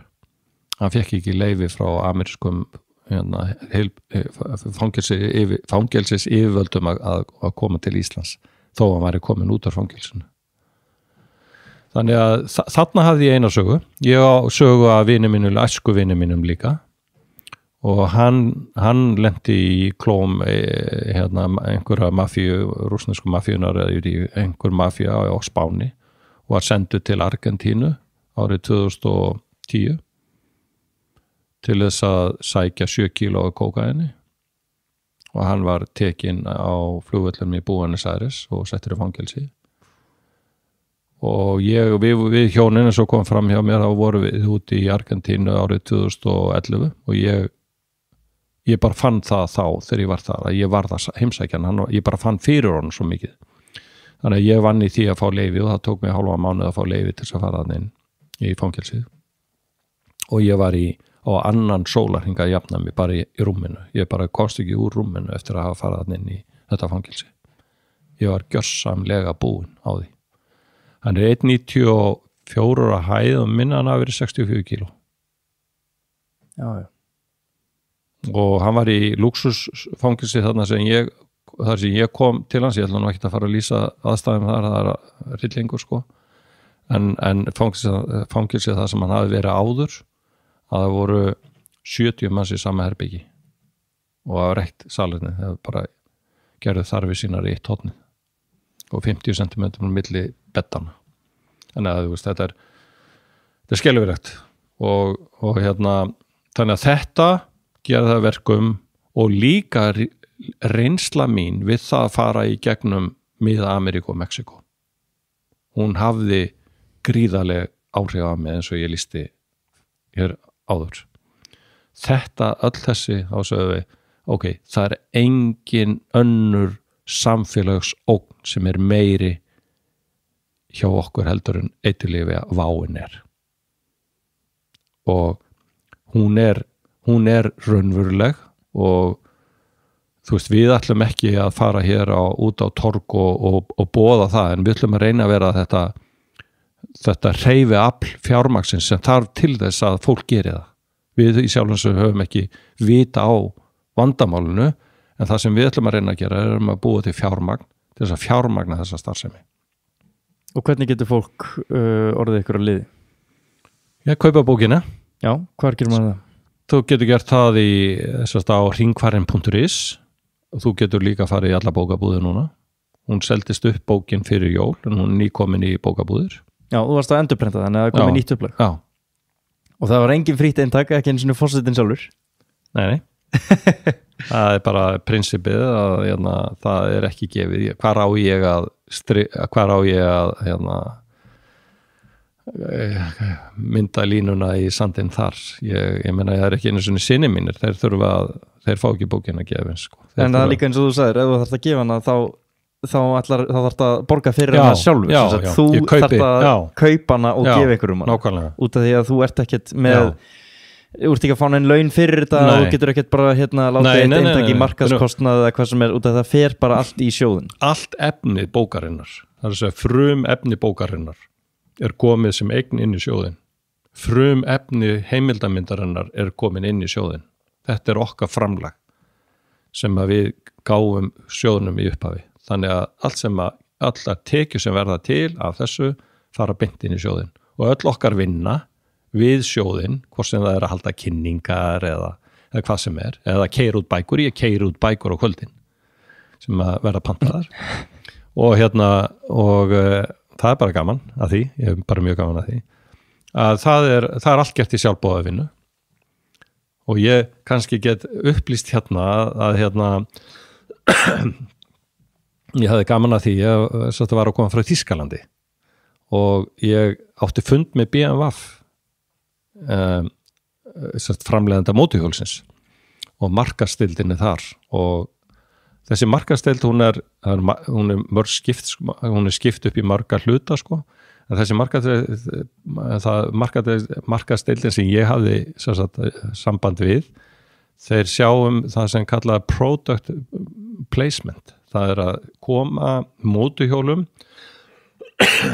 einhverstaðar inn í ef að BMWF mótuhjóli er notað þá það þessi notað í auglýsingum eða bíómyndum eða hvað sem þá það þessi deild sem að sér það og það var tekið svona rosalega vel á móti mér og ég að gera mig væntingur það að BMWF muni aðstofa mig við að markaðsetja bókina á Þýskalandsmarkaði í alvöru? Já og þú veist þetta frum vinnan skilur ég veit ekki það og sjáum bara til hvernig það fer en mér var boðið bara ég var tekið svo heila mótum og ég spurði má bjóður að halda erindi á stærsta mótuhjóla viðburði BMWF í Þýskaland á hverju ári það eru 40.000 manns útlendingar og þjóðverðar sem koma þangað að halda erindi þar þannig að ég að fara að halda erindi í júlí í Þýskalandi á þessu og ég náttúrulega minnst þetta mjög mikil heiður og þeim fannst bara sagan vera heillandi og ég var náttúrulega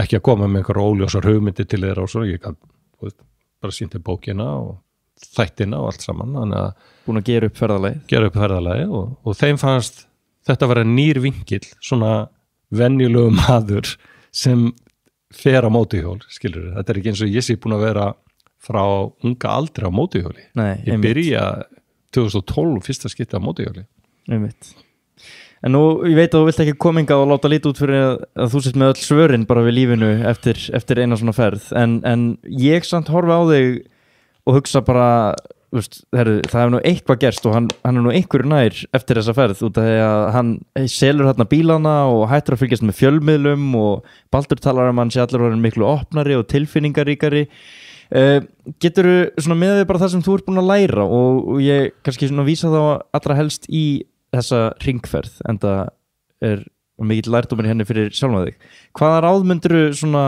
gefa niður til bara eins og barnabarnaðina eða barnanaðina hvað hefðu þú sjálfur vilja vita á því aldurstíi? Já, ég held að við mótumst náttúrulega svo mikið af fjölmiðlum og það er það sem að við þurfum að draga nú er ég kannski fann að segja hvernig aðrir eiga að gera það sem ég hef gert, ég hef reynt að draga í efa allt sem að sagt er til þess að aftara mér ekki frá því að upplifa eitthvað það er svo mikil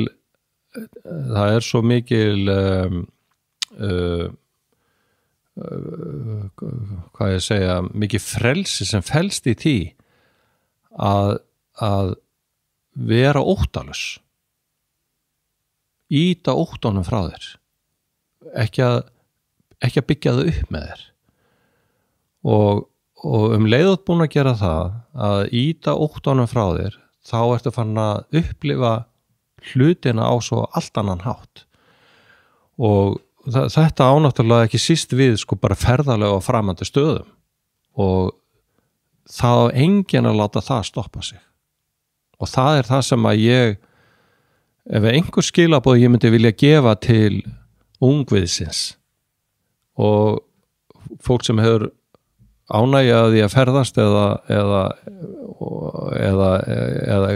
bara hefur áhuga á ferðalum yfir höfuð, fara á framandi staði, vera óttalus. Það er ekkert sem skeður þarna. Þetta er svo mikið, þetta er bara brot af öllu þessari mannvonsku sem við þekkjum úr heiminum. Þetta er algjör undantekning. Fólk er gott. Það er stóra niðurstaða mín úr ferðinni. Þú veist, ég hitti ekki bara gott fólk. 99,9% af fólkinn sem ég hitti var frábært fólk. Skilur þau? Það tekur manni bara með opnum örmum. Vill allt fyrir mann gera. Og það var allstaðar það sama. Og núna, þú veist, ég er búin að fara í allar heimsálfur nema Afríku. Nú er ég að fara í apríl. Hef ég þá vegferð, fara niður Afríku og allir kanna það hvort að Afríku búa sig eitthvað öðru sem allir aðrir jarðarbúar, hvað þetta varðar. Þannig að við erum ekki að láta neitt ræða okkur eða njóta þess sem þessi heimur hefur upp á að bjóða. Það er bara stórkostlegt, algjörlega. Ekki bara náttúran, heldur manngeskan og kærleikurinn. Alls það eru umvefjandi, hitt er algjör undantekning. Falleg orð til þess að enda þetta á. Má bjóða þér að koma einhverjum upplýsingum hringfaran á framfæri hérna undir lokin og eða hvernig fólk getur lagt þessu fallega málefni í lið? Já, bara, ég held að... Og hvort það sé hægt að sjá myndina út, þegar ég hafði ótrúlega gaman af þessum þáttum sem voru gefnir út. Já. Og ég væri svo oft til þess að geta senda áfram á vini eða vandamenn en það er erfitt að finna það á netinu. Já, þeir eru lokaðir á netinu. Þeir fara náttúrulega í endursýningu hjá Ríkissjónvarpinu. Ég veit ekki hvernig það er, ég man ekki hvernig samningurinn lítur úr hvort það er næsta ári eða hvað það er sko. En svo eru verið að vinna í efnisveitum líka, að koma því inn þar. Okay. Þannig að ég held að það verði besta leiðin sko. Fyrir fólk að sjá þættina sko. En ég held að sko, ég vil helst náttúrulega sko, fólk á ekki að fara að kaupa bókinu Hringfaran eingöngu út af því að styrkja. Ég vil að fólk, þú veist, hafa áhuga á því sem það er að kaupa, skilur þau, og auðvitað þykjum við peningagjafir og allt það ef að þannig ber undir en það er ekki málið. Við viljum að þetta sé hagur beggja. Þú veist að fólki fá eitthvað og við fáum tilbaka og sem við getum nýtt okkur. Algjörlega. Fyrst og fremst bara að kaupa Hringfaran eða líst á og ég sé alveg fyrir mér, þú veist, ef ég væri að fermast til dæmis núna, það mikið hefði ég vilja fá svona bók, sem dæmi sko. Ég held að þetta er eiguleg bók, skilur við, hún er 1,5 kíló á þyngd, hún er stór og mikil, í fallegu broti, vel hönnuð og ég held fallega ljósmyndir, góðu texti. Ég held að sé ákveðin boðskapur í þessu og þetta á svona opna hugan fyrir ýmsu. Já, það er engin spurning. Ég er opna strax á einhverja myndir frá hásléttunum á milli Kalai og Bagan. Já, einmitt í Myanmar. Ég var ennþá eftir að komast þangað. Já, það var eina stóru upplifunum þar. Ég trúi því. Ég hvet alla til þess að kíkja á Hringfaran. Hver sagði aftur að heimasíðan væri? Hringfarin.is. Já, hringfarin.is. Þið kíkið á þetta og Kristján, ég óskaði bara aftur til hamingju með þetta. Ég veit hversu mikil vinna er að baki þessu og ferðalagina sjálfsögðu og ég hlakka bara til að heyra sögu frá næsta ferðalagi. Já, þakka þér fyrir það. Takk kærlega fyrir að bjóða mér hingað, bara minn heiður. Snill, takk kærlega fyrir að koma, Kristján. Takk.